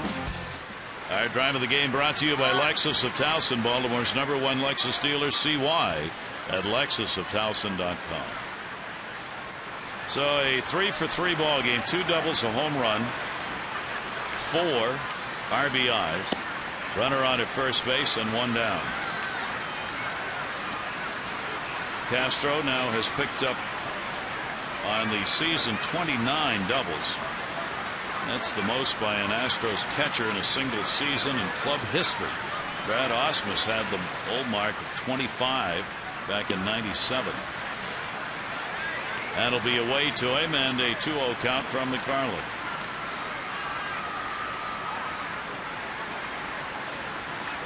Castro seeing the ball like a beach ball tonight. McFarland being very careful as he falls behind. Now a good hitter's count once again for Castro. 2-0 delivery on the way, and that's going to be taken. So the count goes to 3-0 with 1 on and 1 down.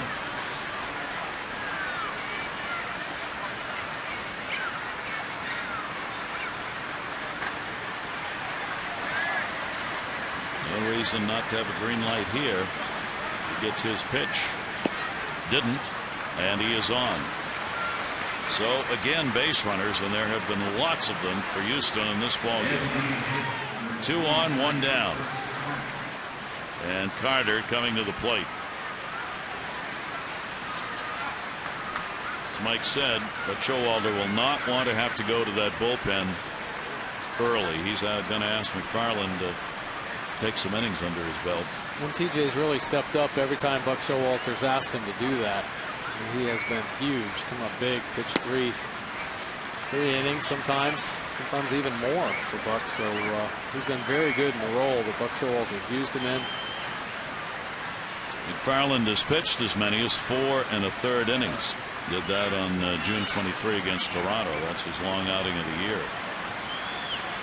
Carter, a single, is struck out and popped out, and the pitch taken away. That's the one the Oriole pitchers are trying to get him on, as he's chased pitches away in the series. He had an 0 for 12 before he got that base hit his last time up. 1 ball, 1 strike count. Altuve at second base, Castro at first. Farland's delivery, foul tip. 1-2.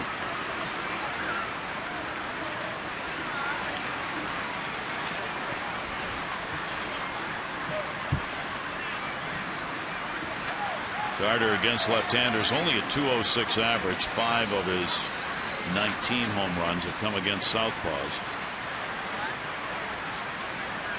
1-2 delivery. Great pitch down and away to him. So that'll retire Carter on the strikeout. A couple of strikeouts for McFarland. 2 down. Join Orioles Reach and the Oriole Advocates for the 2013 Orioles Hall of Fame luncheon Friday right here at Camden Yards. Celebrate as O's All-Star Roberto Alomar is honored along with the Herb Armstrong Award winner Don Preece. The benefits go to the Oriole Advocates Charitable Foundation. For tickets and details, 410-247-2703. That's for Friday. Wallace has struck out twice and popped out. And will take the pitch down low. Top of the 6th inning of the Astros on top by a score of 9-0, out hitting the Orioles 11-2. The Astros have scored as many as 16 runs in a ball game this year, and they had 22 hits against Seattle back in April. They're hit high. Pitch is going to miss, and a 2-0 count on Wallace.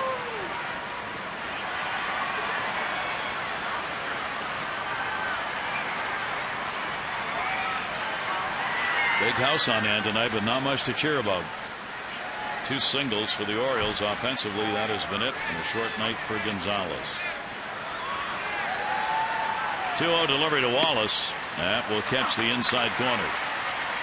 Well, the Orioles fans have seen some things that really don't happen very often, though. J.J. Hardy making an error. Miguel Gonzalez with the quick exit here at home. He has pitched so well at Camden Yards. A very uncharacteristic start from Miguel. Expect Showalter and Rick Adair talk things over, how they're going to go through the rest of this ball game with their pitching. And a swing and a miss. What will be a bit disconcerting is that Gonzalez's last start against Kansas City, he lasted only 4 2/3. And he gave up 6 runs on 8 hits. Tonight, he goes 3 2/3. Now, he gives up 9 runs, but only 4 of those were earned, but he did give up 9 hits. That's a bit troublesome. 2-2 delivery on the way, and that'll take him a little bit back off the plate. 3 balls, 2 strikes. And he had been so good prior to that last start. He actually, the 8 starts before his start in Kansas City, was 6-1 with a 2.35 earned run average. So he was on a groove, really settling in and pitching some great baseball. 3-2 delivery. Runners go. That's going to be a base hit into left field. Altuve makes the turn. Here's the throw to the plate. Not in time. So Wallace delivers a single and an RBI and a 10-0 lead for Houston. Actually, a pretty good piece of hitting by Wallace. Stays inside this ball, goes the other way, and you see Altuve struggling through there. Good send by Dave Tremblay. And Altuve able to score on Nate McCloud's throw. Altuve had to come out of the Sunday ball game with that leg problem. Obviously not 100% as we mentioned tonight, but he gets in. Wallace gets the RBI on the 12th hit of the ball game. Runner still on at first and second with 2 down. And this is Jake Elmore, who's come on to pinch hit for Barnes.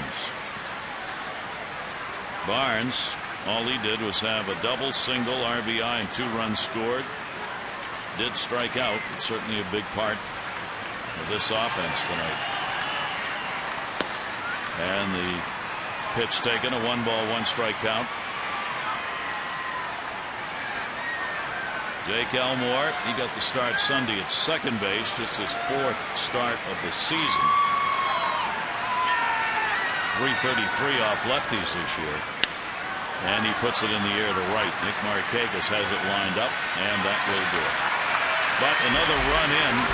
They do it on a couple of hits, and will leave 2 on. A 10-0 lead.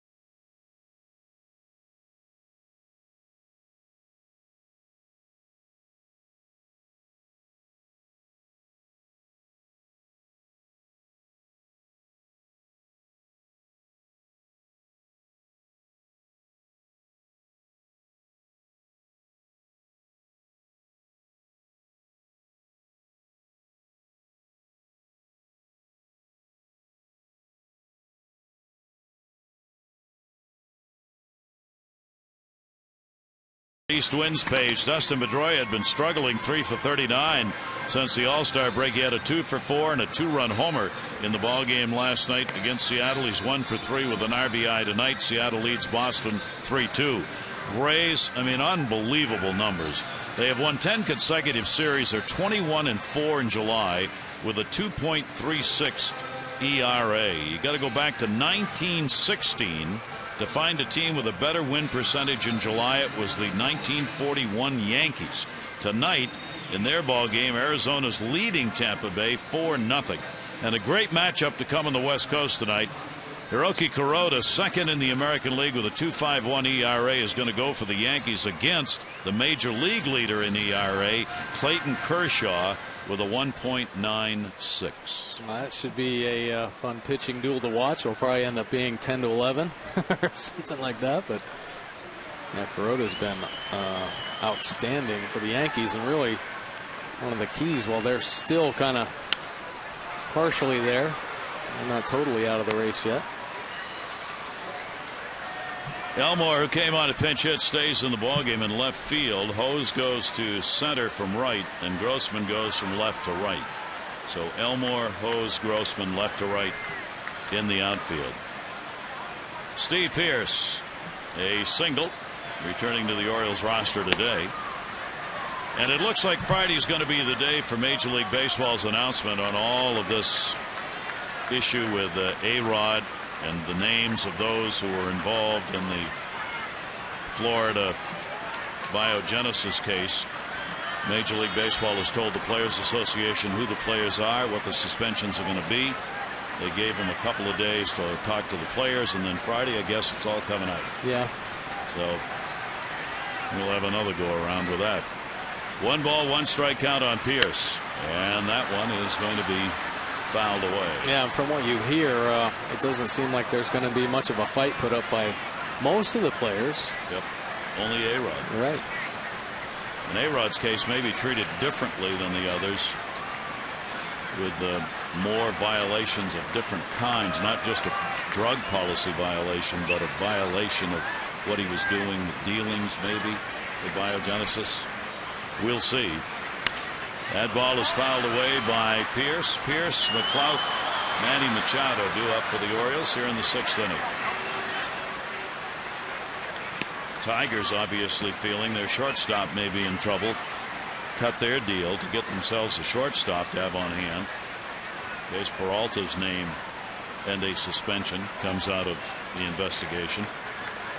Here's the 1-2 delivery and a swing and a miss. And again, there's that what we think's a changeup that really eats up right-handers. Yeah, he's been so consistent with his fastball. This changeup is starting to become a pretty effective pitch for him as this game goes on. You see the arm speed, a great sell, and then real good location down in the zone. One down. Here is Nate McLeod. And McLeod will take it inside for a ball. 9 in a row have been retired by Oberholzer, the rookie, in his first major league start. Last Orioles base runner in the 3rd inning, a base hit by Pearce. Davis has the other, a single. That's it for the Orioles offensively. Out hit 12-2 and outscored 10-0.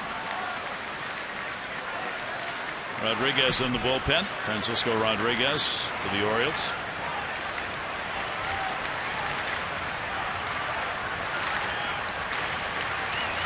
Here's the 1-1 delivery on the way, and the pitch will be outside. Clouth with a fly to right, pop to second, and the 2 at-bats he's had in this game.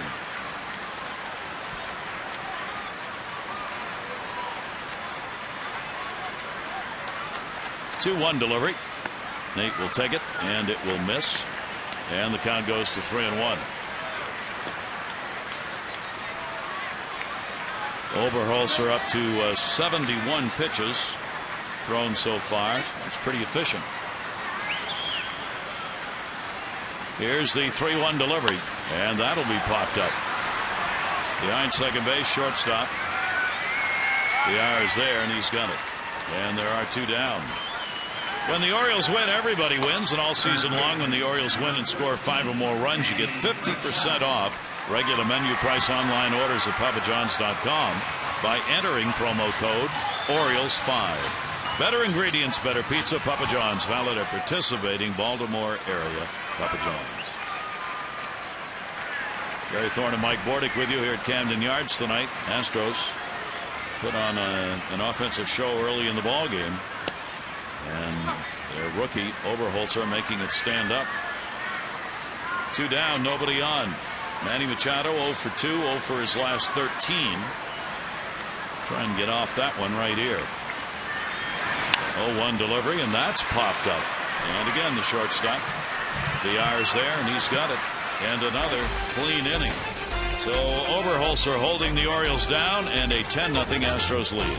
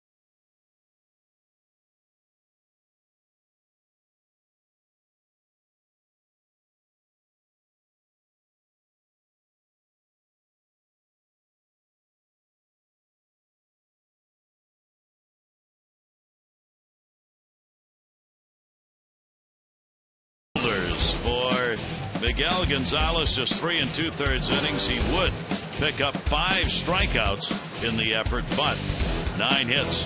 TJ McFarland on for 2 1/3 innings. He would pick up a couple of strikeouts, 7 total for the 2 Oriole pitchers in the ball game.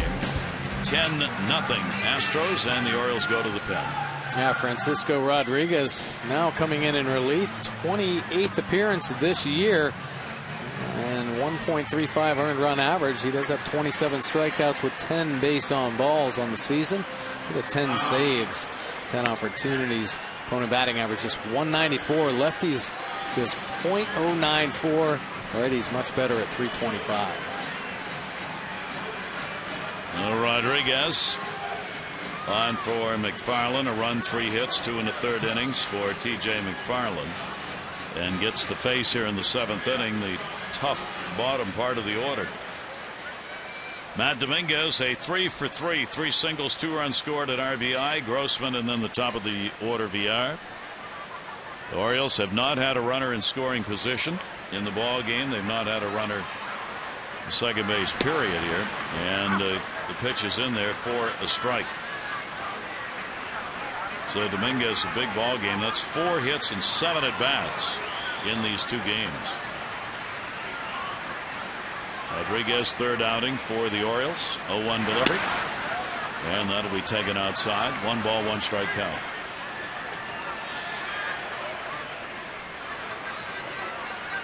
But it's looking more and more like a rubber match game. It's going to be tomorrow as these teams wrap up their season series in this 3-game set. Oof. Deep to left field. That is way back, and goodbye home run. Dominguez, a 4 for 4 ball game, and now 2 RBIs and the long ball to go with it. The 3rd home run tonight, hit by Houston. That is number 14 for Matt Dominguez. Yeah, pretty good night. 4 for 4.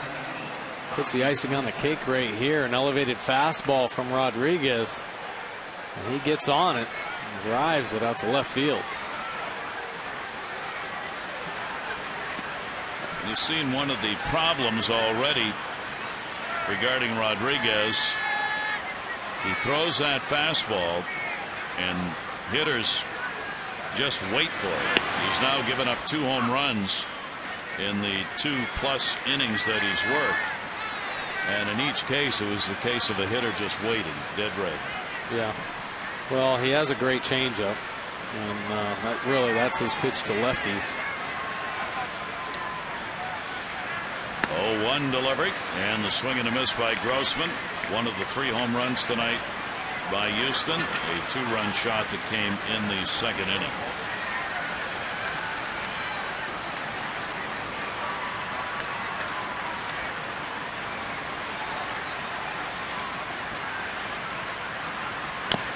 And a little chopper that's going to go foul.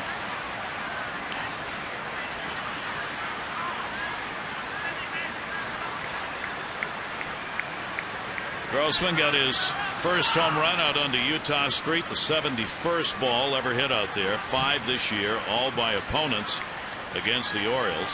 Hamill gave up a couple, Gonzalez 2, Tillman 1. And that's where Grossman launched his career first. He stung it. Ball is foul back, and the count will stay at 2 strikes. Yeah, he did. He got it right down that line. Probably the easiest way to get out on Utah Street. Hug that right field line. 318 straight down the line, which is about where he put it, and then out over the fans in the viewing area. 0-2 the count. And Rodriguez will miss with it. A 1-ball 2-strike count on Grossman.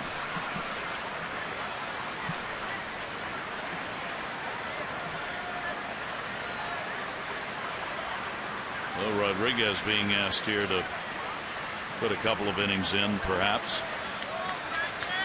1-2 delivery on the way, and that will be fouled off the other way, and there'll be no play. Grossman out of San Diego was acquired in the Wandy Rodriguez deal from Pittsburgh. 5 minor league seasons, 32 home runs in those years. Bo Porter has had him in the lineup in the outfield, left, right, DH. Here's the 1-2 delivery to him down to first. Davis is there. He'll go to the back. 1 away, 7th inning. On Sunday, all kids 14 and under can bring their major league dreams to life by running the bases here at Camden Yards after the 1:35 Orioles-Mariners game. Don't miss your chance to make some Birdland memories with the family and have a great summer afternoon at the Yard. Get your tickets in advance and save 888-848-BIRD or go to Orioles.com. Some of the 25,265 at the ballpark tonight, 25,265, and have been fairly quiet, as have the Orioles. 2 singles. 1 down here in the 7th inning. Villar will take the pitch, and it is in there for a strike. Leadoff batters walked and scored, 0 for 3.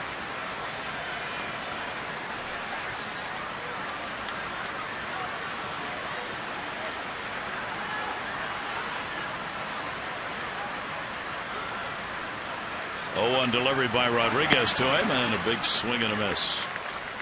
0-2. A great changeup right there. We've seen some really good ones. There's a couple of these left-handed bats from Houston. That was beautiful at the bottom of the zone. Jonathan Villar, 0-2 count.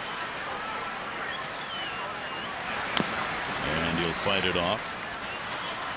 Villar originally signed by the Phillies when he was just 17 years old, coming out of the Dominican Republic. He's only 22 and already has 5 pro seasons under his belt.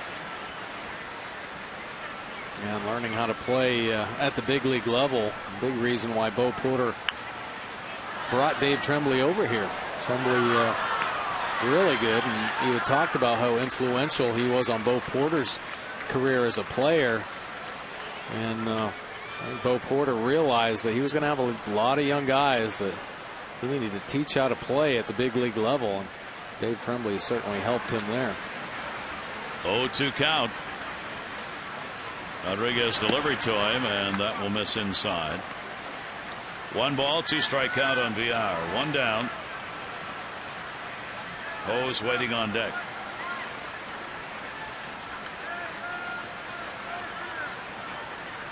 Houston team, 5 wins, 18 losses in the month of July. And a big cut. He's gone. 2 down. Well, this is his pitch, the changeup. This one up in the zone a little bit, and VR thinking it's a fastball. And take a look here. You see the grip. Circle change, and there it is, and there it goes as it has a good late fade at the end, and VR just swinging over the top of it.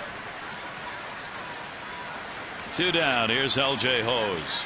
0 for 4 in the ball game. K-Rod gives you all that big wind up, a lot of body motion. Everything looked like it's going to come about 1,000 miles an hour, doesn't it? Sure does. Arms and legs coming everywhere. And then real good arm speed. That's why he's had so much success as a closer throughout his career. 1-0 delivery will miss outside. The fastball there, 2-0.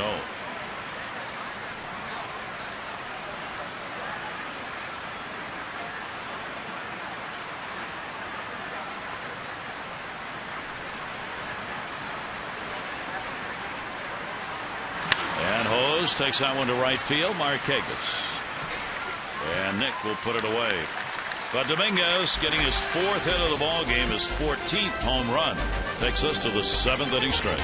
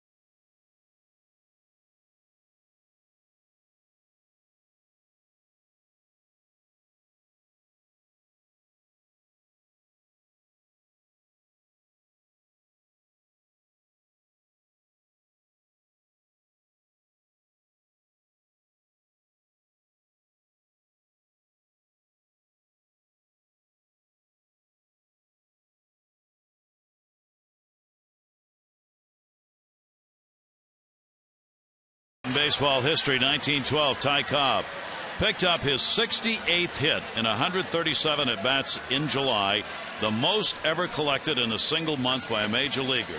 Look at the year, 1912. 1983, Brooks Robinson, Juan Marichal, George Kell, Walter Alston, Dodger manager, all inducted into the Hall of Fame on this date in 1983. Brooksy went in with one of the game's great pitchers, Juan, known as the Dominican Dandy, won 243 games, lost only 142, 16 years, 2.89 ERA. He had 244 complete games, and he won 243. Right. For Juan Marichal, he had a no-hitter included in that, over 2,300 strikeouts. And the Dominican Dandy was at the Hall of Fame festivities this year. He comes back almost every season to Cooperstown for the inductions. Oberholzer putting on a show. He looks like a Hall of Famer tonight in his first major league start. Just unbelievable outing for him. Nick Markakis will take the pitch. 1 ball, 1 strike count. Yeah, I think he's definitely earning himself another opportunity to start for the Astros. Hasn't walked anybody, and boy, on this ball club as a pitcher, that will get the manager on your side. And there's a base hit. So the Orioles get their 3rd hit of the ball game, a leadoff single there in the 7th inning for Markakis. This copyrighted telecast presented by authority of the Orioles may not be reproduced or retransmitted in any form. And the accounts and descriptions of this game may not be disseminated without the express written consent of the Orioles. So 11 in a row had been retired prior to the base hit. Leadoff man on for the Orioles. That'll bring up Adam Jones. He has grounded out twice and 0 for 2 in the ball game.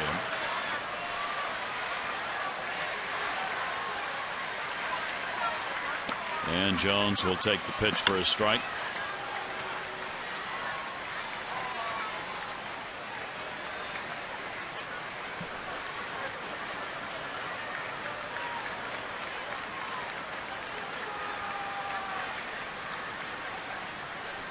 One delivery to Adam.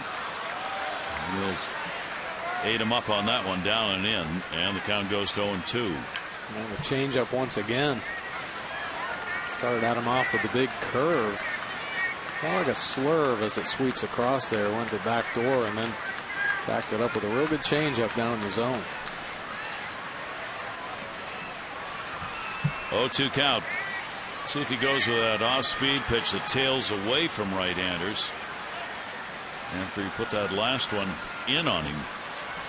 0-2 delivery. In the air, right field. Warning track. Room. And Grossman makes the catch. Jones retired. Markakis back to first. MLB.com at Bat is the #1 source for live baseball everywhere you go. Available for iPhone, iPad, Android, and BlackBerry 10. At Bat delivers Orioles baseball, live audio, pitch tracking, stats, news, highlights, and more. Text at Bat 31826 or go to Orioles.com for details. One away, 7th inning. Chris Davis a single, and he is struck out. Looking to be the first to reach the 100 RBI mark in the American League. Cabrera for the Tigers did not play today. Out of the ball game. Little muscle tightness. Brian Mattis in the bullpen for the Orioles. The Tigers won again today, 11-1 over the Nationals. Tell you, the Central Division teams are hot. Tigers have won 5 in a row, Cleveland 6, and Kansas City 7. Top 3 teams. 1-0 delivery. Davis puts it in the air, center field. Hose. 2 down. L.J. Hose didn't get the best read on that ball. He initially broke back. And had to hustle it up to come in and make that play on Davis. 2 away in the 7th inning. Runners still at first, and Matt Wieters coming up.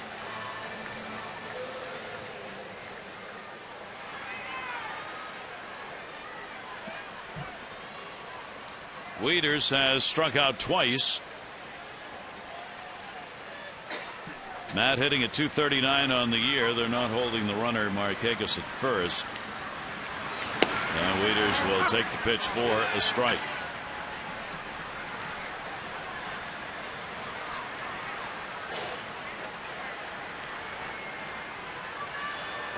There's Markakis who got the leadoff single. Still there with 2 outs though.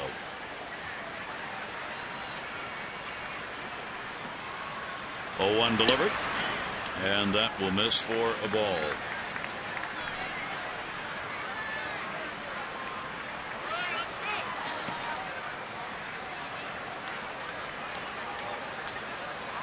Boy, for a major league start, that's pretty good. Yeah, really good. Just 84 pitches to this point. Against one of the best offensive teams in baseball. Yeah.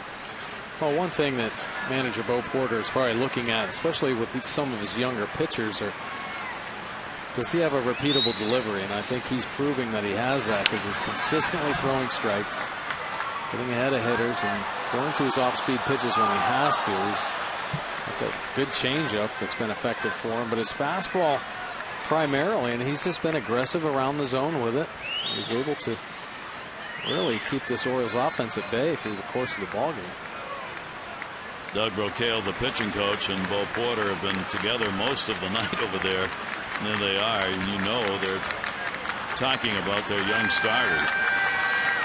One of the questions now, how long do you leave him in? He's only thrown 85 pitches. 1-2 delivery. That'll be taken 4 balls. So Matt works the count up the fastball to 2 balls and 2 strikes. Houston's not had a winning season since 2008.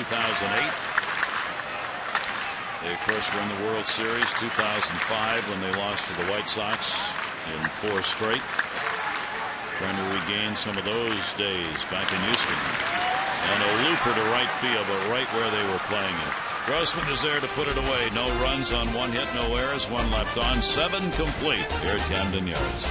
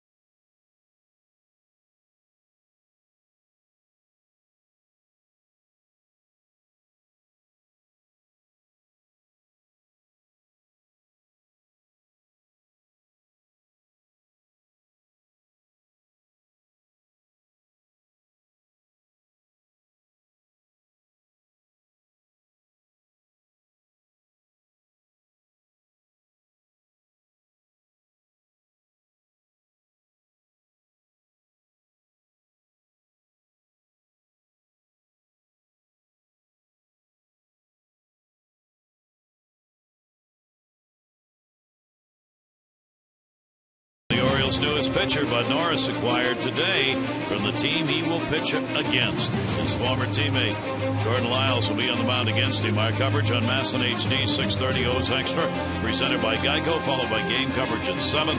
All the access you need right here on MASN.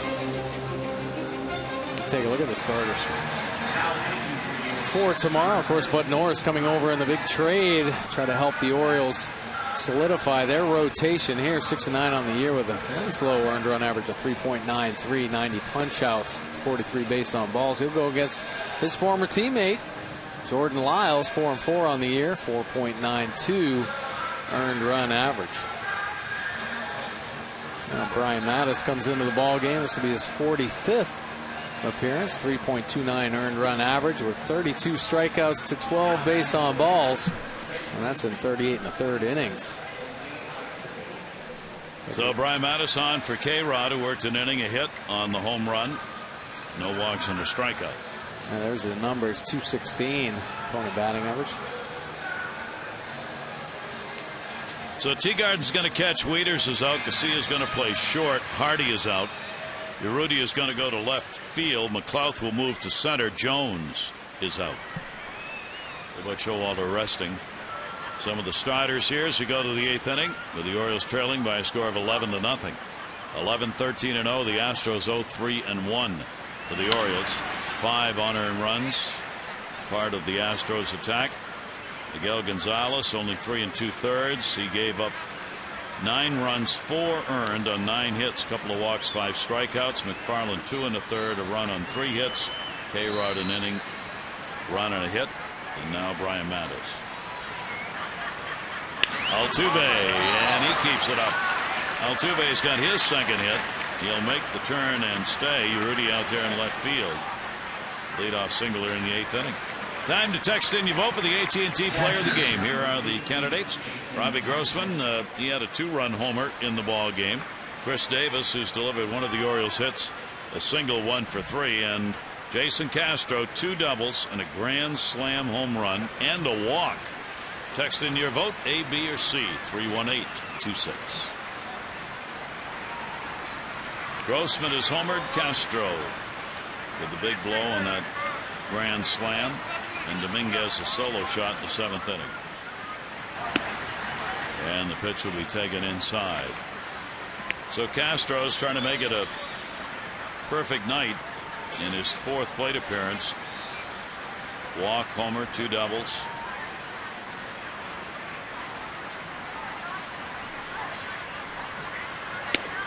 And a check swing and a pitch that's going to be inside to him. 2-0.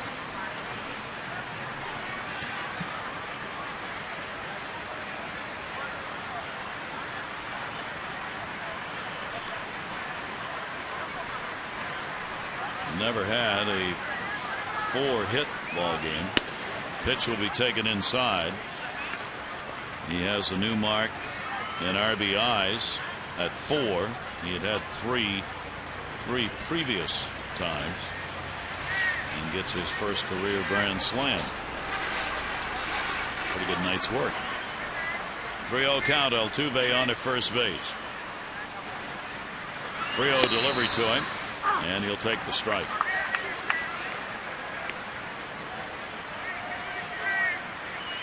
When the Orioles played the Astros down at their park at Minute Maid, they've had, of course, the Orioles won 2 of 3, but the one game that the Orioles lost, the Astros put up 11 runs and really showed some thunder as they hit some home runs, and a lot like we're seeing this evening here at Camden Yards. Second time they've had you're right. Second time they've had this kind of ball game against the Orioles, where their offense has come alive. 3-ball, 2-strike count. Altuve not being held at first base. 3-2 delivery. That'll be put up in the air to right center. Markakis will put it away. Castro is retired for the first time in the game. 1 down, 8th inning. Nice job by Brian Mattis right there to come back after he fell behind 3-0. Castro, who has been red hot in this ball game. Carter, a single, has struck out twice, 1 for 4. Lowe in the bullpen may get an opportunity to make his major league debut. He will be the first Taiwanese pitcher in Houston history, if indeed he gets into this ball game. Carter, a single is hit in the game. 1-0 delivery to him. Center field. McLeod. Just shy of the warning track. Carter retired. 2 down here in the 8th. Again, Altuve back to first base. So Nate gets a little playing time in center. He's played plenty of that in his career. With Adam Jones here, he's obviously been the everyday left fielder of late.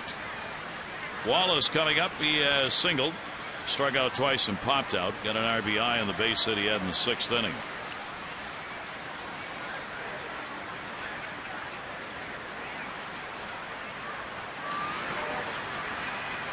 Two away. Altuve at first, and the pitch inside to Wallace. Take a look at Urrutia out there. This is the first time he's played defense in the big leagues. You know, he got called up as a left-handed bat, and he's been swinging the bat pretty well. And now he gets a chance to show that he can play some outfield. So there's some nerves going on out there for Urrutia. 1-0 delivery on the way, grounded foul. Well, on the road trip in Kansas City, they had Flaherty taking the ground balls at first in order to get him ready, and indeed did get a start there. And then with the Urrutia, they were talking to him today around the batting cage, the skipper and Jim Prezi. What do you think you're best at, left or right? Where do you feel more comfortable? And they told him to get out to left field and take some balls today, so they plan to use him out there. And here he is. Pitch will be taken up high. 2-ball, 1-strike count. Well, that's the one thing in the minor leagues they said that he really needed to work on. They thought he was going to be able to hit up here at the major league level, but defensively not quite ready. But these are the opportunities where he can learn, obviously, more about himself out there and some of the things that he needs to do to make himself better. And this is a great chance for him. Obviously, pretty good outfield the Orioles have. 3 Gold Gloves out there, so he can learn a lot. Dwayne Kirby will certainly be on him about making him better. 2-ball, 2-strike count with 2 down. Rudy McLaughlin Markakis, the outfield right now for the Orioles. Runner off first base, 2-2 delivery, and he got it. So Brian Mattis comes on, gives up a single, leaves a runner at first base. No runs, 1 hit, no errors. We go to the bottom half of the 8th, 11-0 Astros.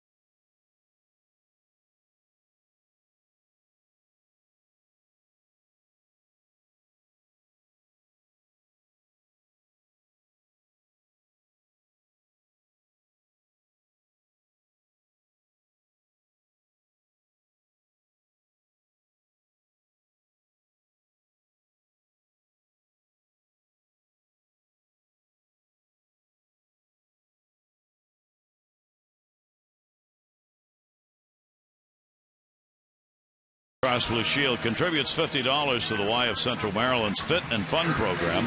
Orioles have 262 walks to date, and that adds up to $13,100. Care First Blue Cross Blue Shield encourages each of us to take that first step towards a healthier and more active lifestyle. Well, new pitcher, and now Lowe. This will be his major league debut, but in the minor leagues, 17 games, 3.24 earned run average, 20 strikeouts and just 2 base on balls. So another pitcher that's going to be aggressive in the zone. Throws 16 2/3 innings, and he actually had an opportunity to make the Astros out of spring training. Had a very strong spring. Had 9 appearances where he had a 2.0 earned run average. So one of the last players cut. So he was certainly on the radar, and he gets an opportunity now with the Houston Astros.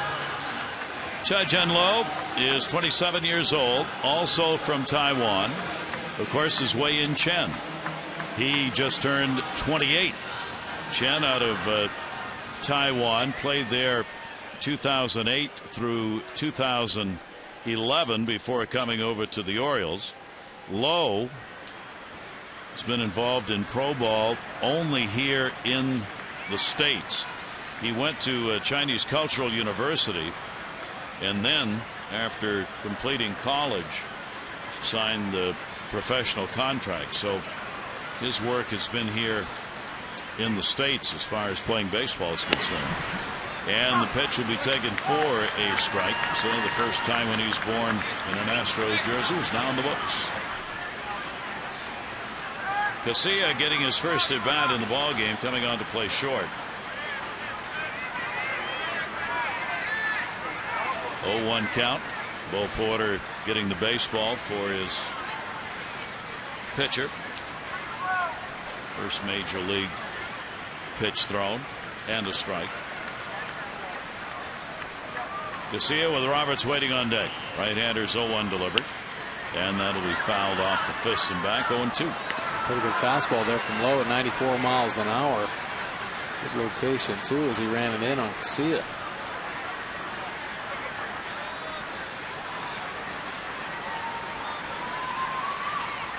That show ought to try and get some of the players who've not had a lot of playing time of late into this ball game and others. 46 game for Casilla.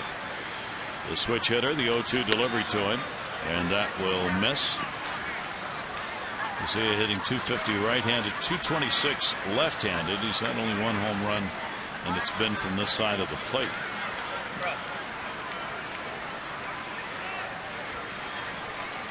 One ball, 2 strike count. Lowe's delivery to first. Hauled in by Wallace. One away.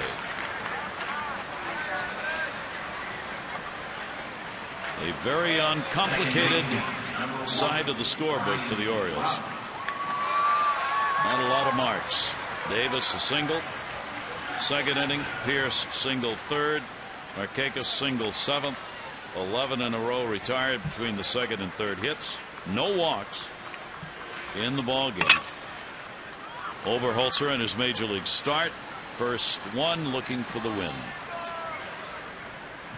And one down. Roberts will take the pitch up high for a ball. Bryan has flied to center field twice in the ball game.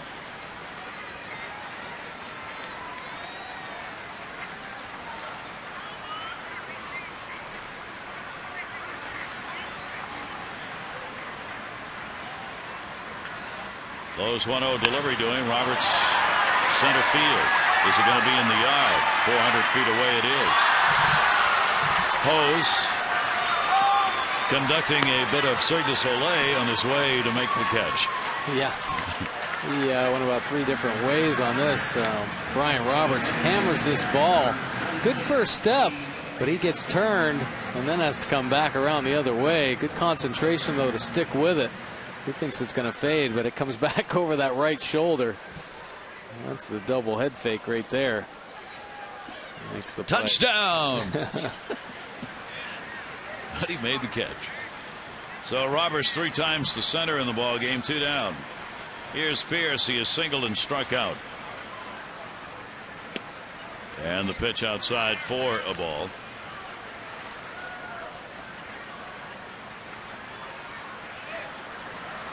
Steve Pierce back in his role as the DH for the Orioles on his return off the DL today.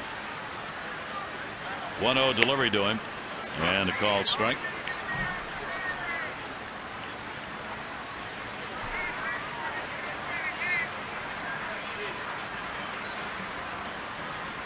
Pierce as the designated hitter for the Orioles. This is the 16th game as a DH. Came in hitting 163 in that role. And the pitch bounced. 2-ball, 1-strike count.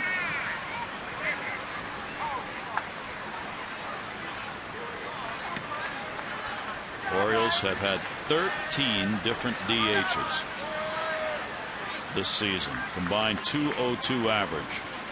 15 homers, 44 RBIs. 2-1 delivery to Pierce. And that will miss. So he's ahead on the count. 3 balls and 1 strike. Well, you know, before the trade deadline, they were talking about possibly going after another bat, somebody that might fill in that DH role. But I think Buck Showalter hoping that Steve Pierce, now being healthy, may contribute here down the stretch. And, of course, Urrutia from the left side. So there are definitely some options, but he's hoping that somebody will catch fire and really take charge in that DH spot. That's going to be a base hit. Well, a good start for Pierce in this game in that regard, as he's got 2 singles, 2 for 3.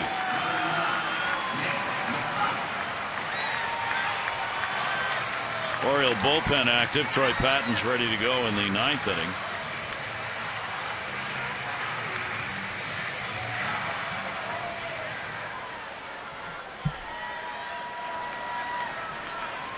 Orioles with 4 singles in the game. Keep in mind they won last night, but they had only 3 hits.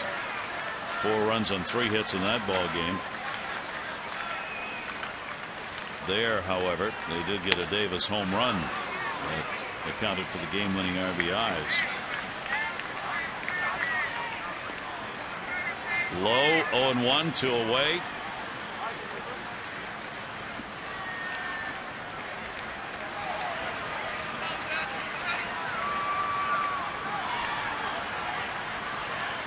Nate McLouth with the 0 for 3 in the ball game, and he'll take the pitch outside. 1 ball, 1 strike count.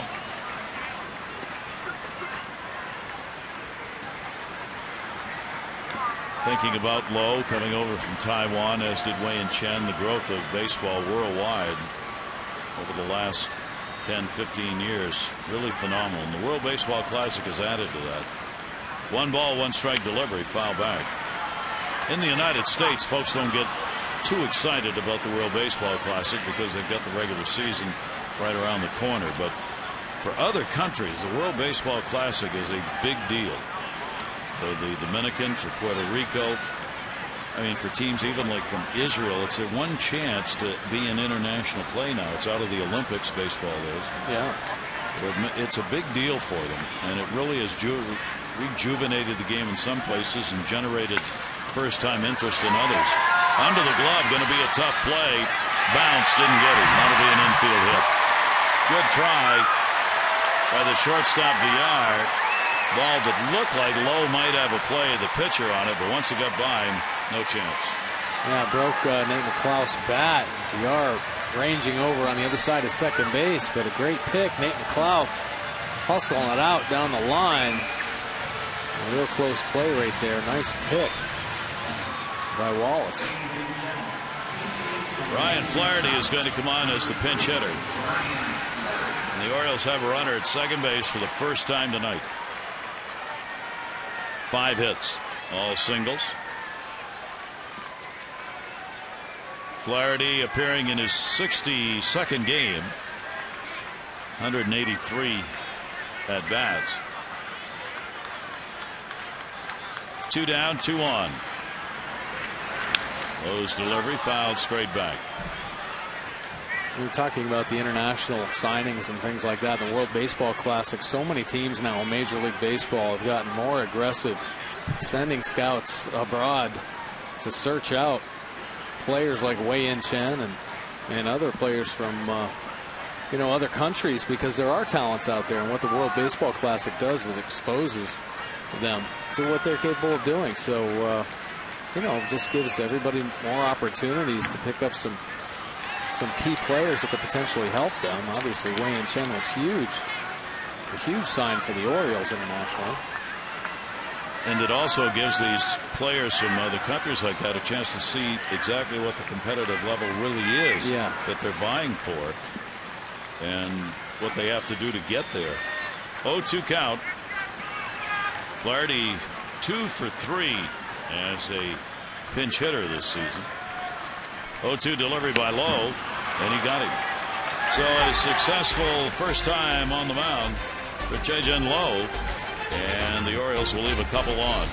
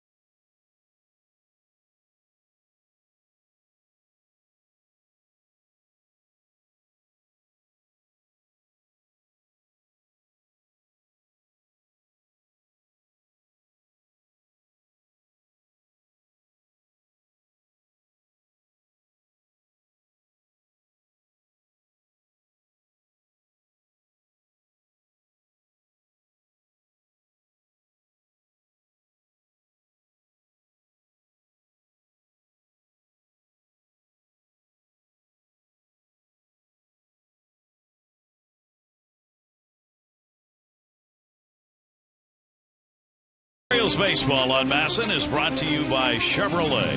Find new roads. He's a good old boy. He's a bloodhound. Buck Showalter on the billboard there, the advertisement by the train station outside the ballpark with his dogs. He's a good old boy. He's feeling more like the dogs look tonight out there. Yeah, it's been a long night for Buck Showalter and the Orioles, but Troy Patton now comes in relief. This will be his 41st appearance, 3.83 earned run average, 27 strikeouts, 13 base on balls. Troy Patton's been throwing the ball much better. Recently, opponent batting average of 275. Lefties 284 and righties at 267. Ryan Flaherty, who came on to pinch hit's going to stay in the ball game at third. Manny Machado out. Ninth inning, here's Elmore, and he will take the pitch. His second at bat, he flied out in the sixth inning, coming on for Barnes. We are in the ninth. 11-0 lead for the Astros. Astros have only 2 shutouts against opponents this year. Orioles have been shut out only 4 times on the season. 1 ball, 1 strike count on Elmore. Manny Machado left the ball game 0 for 3, 0 for his last 14 now for the Oriole third baseman. Here's the 1-1 delivery, and that's in there by Patton. 1-2. A good backdoor slider right there from Troy Patton. In command of that pitch. There was a point during the season where he had kind of lost it, but it's come back, and he's able to locate it much better. Elmore will take the pitch inside. Elmore, 26 years old, out of Alabama, and got his first major league action last season, few games. Back in here this season, playing some second base. 2-2 delivery on the way, and almost got him on a breaking ball. Did not go around. Dan Iasonia. And a 3-ball, 2-strike count. Bottom third of the order, which has done tremendous offensive work in this game.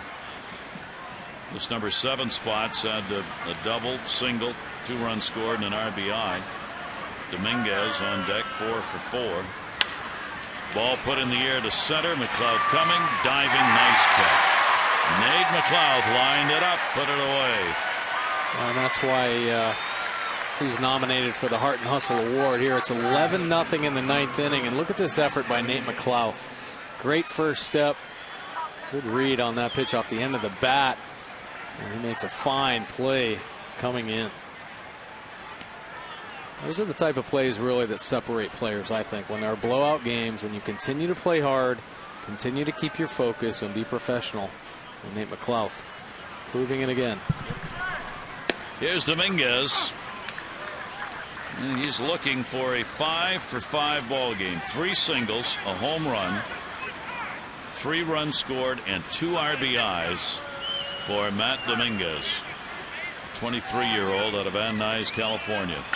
And he puts that one up in the air, and Patton may finally get him out. McLeod is there, and he does, and there are 2 down. Updating you on the voting with the AT&T Player of the Game. You still have time to text in your vote, A, B, or C. 31826. Results on the O's Extra post-game show.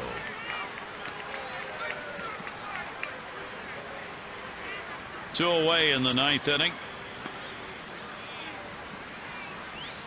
Another big night for Robbie Grossman. Home run, sacrifice, 1 for 3 in the ball game. A 4 for 6 in the first 2 games of this series. Switch hitting left fielder.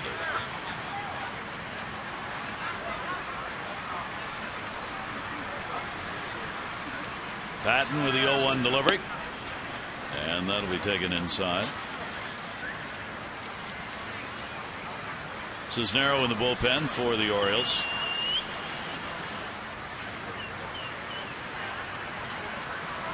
We're in the 9th here with 2 away. 1-1 delivery. That's going to be a base hit into left field. Though Grossman stays hot. He picks up a 2-out single here in the 9th. Rudia gets it back in. 15 hits for Houston. Still well shy of their high this year at 22. Jonathan Villar. A walk in the 4th inning and he scored, otherwise 0 for 4. It'll be his last chance to extend the 4-game hit streak to 5. And the pitch is a strike call to him.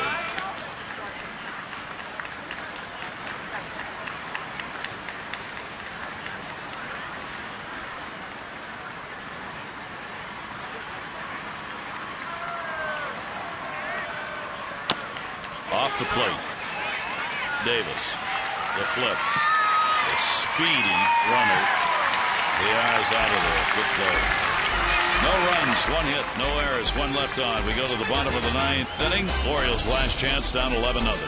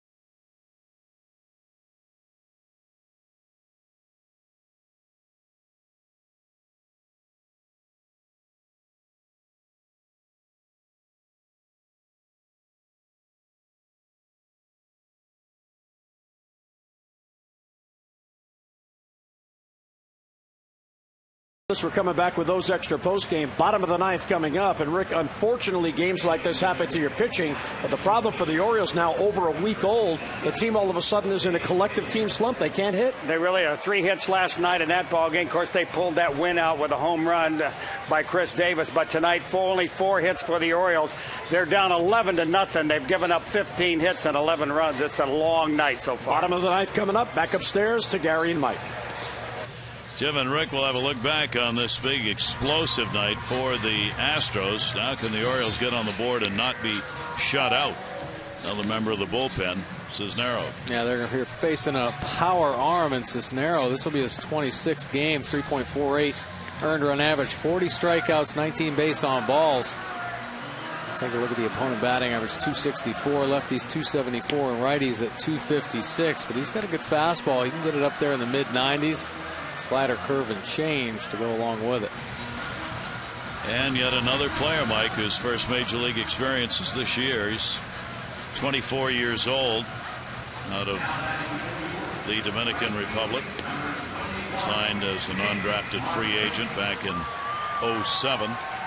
So he too, 5 years of minor league experience, first major league chance this year. Yeah, a lot of evaluating going on in the Astros front office, and of course the coaching staff try to make some decisions for next year as these guys try to prove themselves, prove that they belong in the big leagues. We understand that Barnes, who started in center field and was pinch hit for in the 6th inning, came out lower back tightness. So whether or not he's going to be available tomorrow, we'll have to see. But a reason for him coming out of the ball game. So bottom of the 9th inning. Orioles trying to avoid being shut out for the 5th time this year. Nick Markakis will lead it off. Cisnero will miss inside with the ball. Nick, one of the Orioles hits, a single in the 7th inning. Oberholzer's first major league start. Tremendous effort. 7 innings, no runs, just 3 hits, did not walk anybody. And a half dozen strikeouts. Markakis down the line and left. Elmore coming over, and that is a foul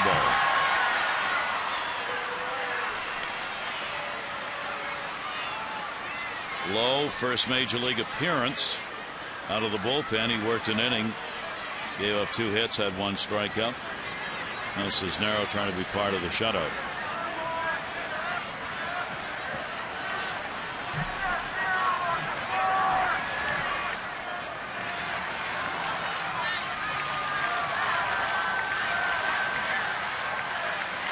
Boston's come back to tie Seattle 4-4. They're in the 9th inning of their game at Fenway.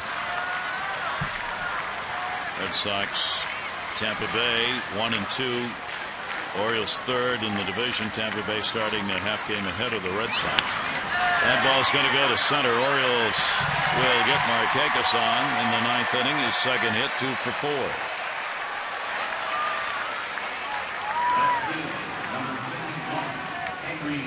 The Orioles shut out by the Yankees in April 3-0, by the Angels in May 4-0, by Tampa Bay in June 8-0, and against Los Angeles in July. Those are the 4 shutouts against the Orioles. Here's Henry Urrutia. First at bat for him. And Urrutia will take it for a ball.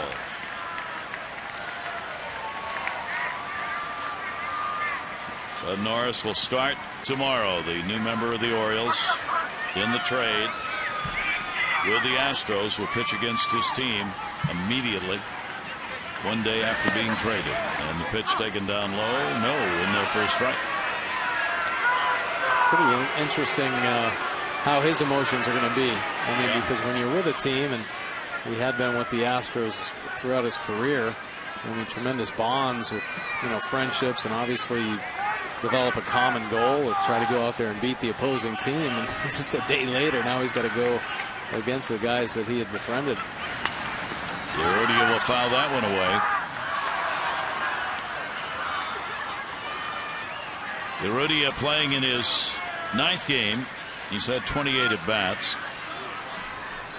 Collected 1 extra base hit, a triple among the 9 hits he's had so far. 1 ball, 2 strike count. Cisnero gets it in. It's foul back again.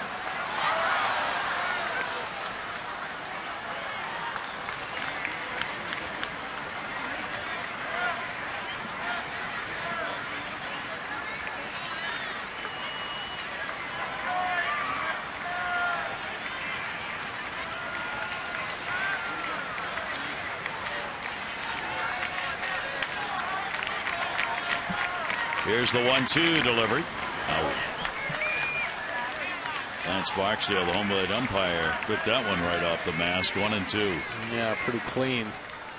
Direct hit. Urrutia pulls the hands inside. Whew, squares him up. Does just catch the glove, I think, of Castro, but almost knocks the mask off of Barksdale. Here's the 1-2 delivery again. Oh, a little bit of a drop as that one got to the plate, and the strikeout went away. Yeah, pretty good fastball there from Cisnero, 93 miles an hour, right at the bottom of the zone, and pretty good movement as well. Take a look at the swing from Urrutia. Just can't quite get to it. That'll bring up Chris Davis, a single, 1 for 3. Arizona leading Tampa Bay 6-0 in the 8th inning of their ball game. So Boston, Tampa Bay may swap places again for 1 and 2 in the division. Swung out and missed by Davis on the heater. Chris with that single that came in the 2nd inning. Orioles have had 1 runner to second base in the ball game, and that came in the 8th when they got back-to-back singles with 2 down, but could not get a run home. 0-1 delivery. And pop goes the catcher's mitt. Yeah, pretty good challenge right here. A couple fastballs, mid-90s. It's the best power hitter in the game.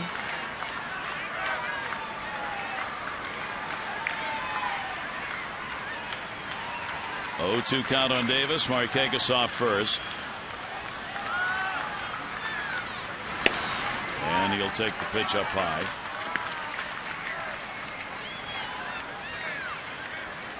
Chris Davis, as we said, with 99 RBIs, when he gets that next one, he will become just the 39th to have a 100 RBI season in Orioles history. Nick Markakis did it last in 2009.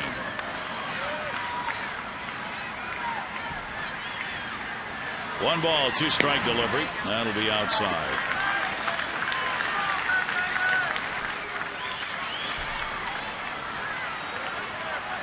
So Bo Porter on the left, at least for one night, can breathe. This ball club up 11-0. He hasn't had many of those for Buck Showalter. One of those nights. He just got outplayed, outpitched, out-hit. 2 balls and 2 strikes on Davis. Teagarden waiting on deck. jammed him. Third base. Dominguez, long run. He was moved over. He'll make the play. 2 down.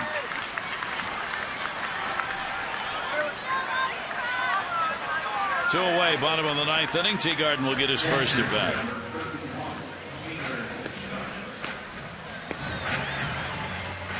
Taylor's in his 17th game. He's only had 41 at-bats, a couple of home runs, 5 RBIs.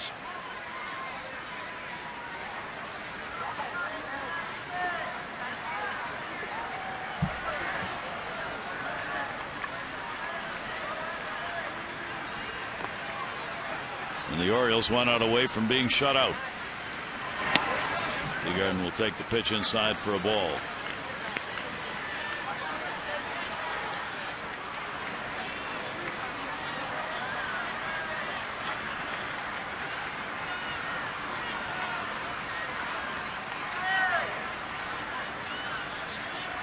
Runner off first, 1-0 delivery to him. In the air center field, hit hard. Hose going back, way back, reaching, and can't get it.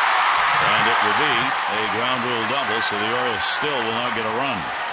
Teagarden comes through with a 2-bagger. Markakis will have to stop at third. 2 on, 2 down. Taylor Teagarden smoked that ball, beat LJ Hose deep. Take a look, just out of the reach. It bounces over the fence. I think Taylor was hoping maybe he would have got a piece of leather on it so it would bounce off the wall. Maybe pick up that RBI, break up the shutout. 7 hits for the Orioles and their first extra base hit. And their first runner to third. Alexei Casilla lined out first base. The only at bat he's had in the ball game. 2 down. Casilla puts it in the air, left center field, not deep. Elmore over, and this ball game is over. Orioles are shut out. No runs, 2 hits, no errors, 2 left on. The rookie Oberholzer, his major league first start, gets the win. Gonzalez takes the loss. He is 8-5 on the year, setting up the rubber match for tomorrow, as Bud Norris will make his Oriole debut against his former team and Jordan Lyles in Game 3 tomorrow. All right, coverage at 6:30 on MASN HD with those extra, presented by Geico, followed by game action at 7. This has been a MASN presentation. 11-15-0 for the Astros, 0-7-1 for the Orioles. Jim and Rico's Extra, presented by PNC. Coming up right now, Mike Roddick and all of our crew. I'm Gary Thorne. Adieu.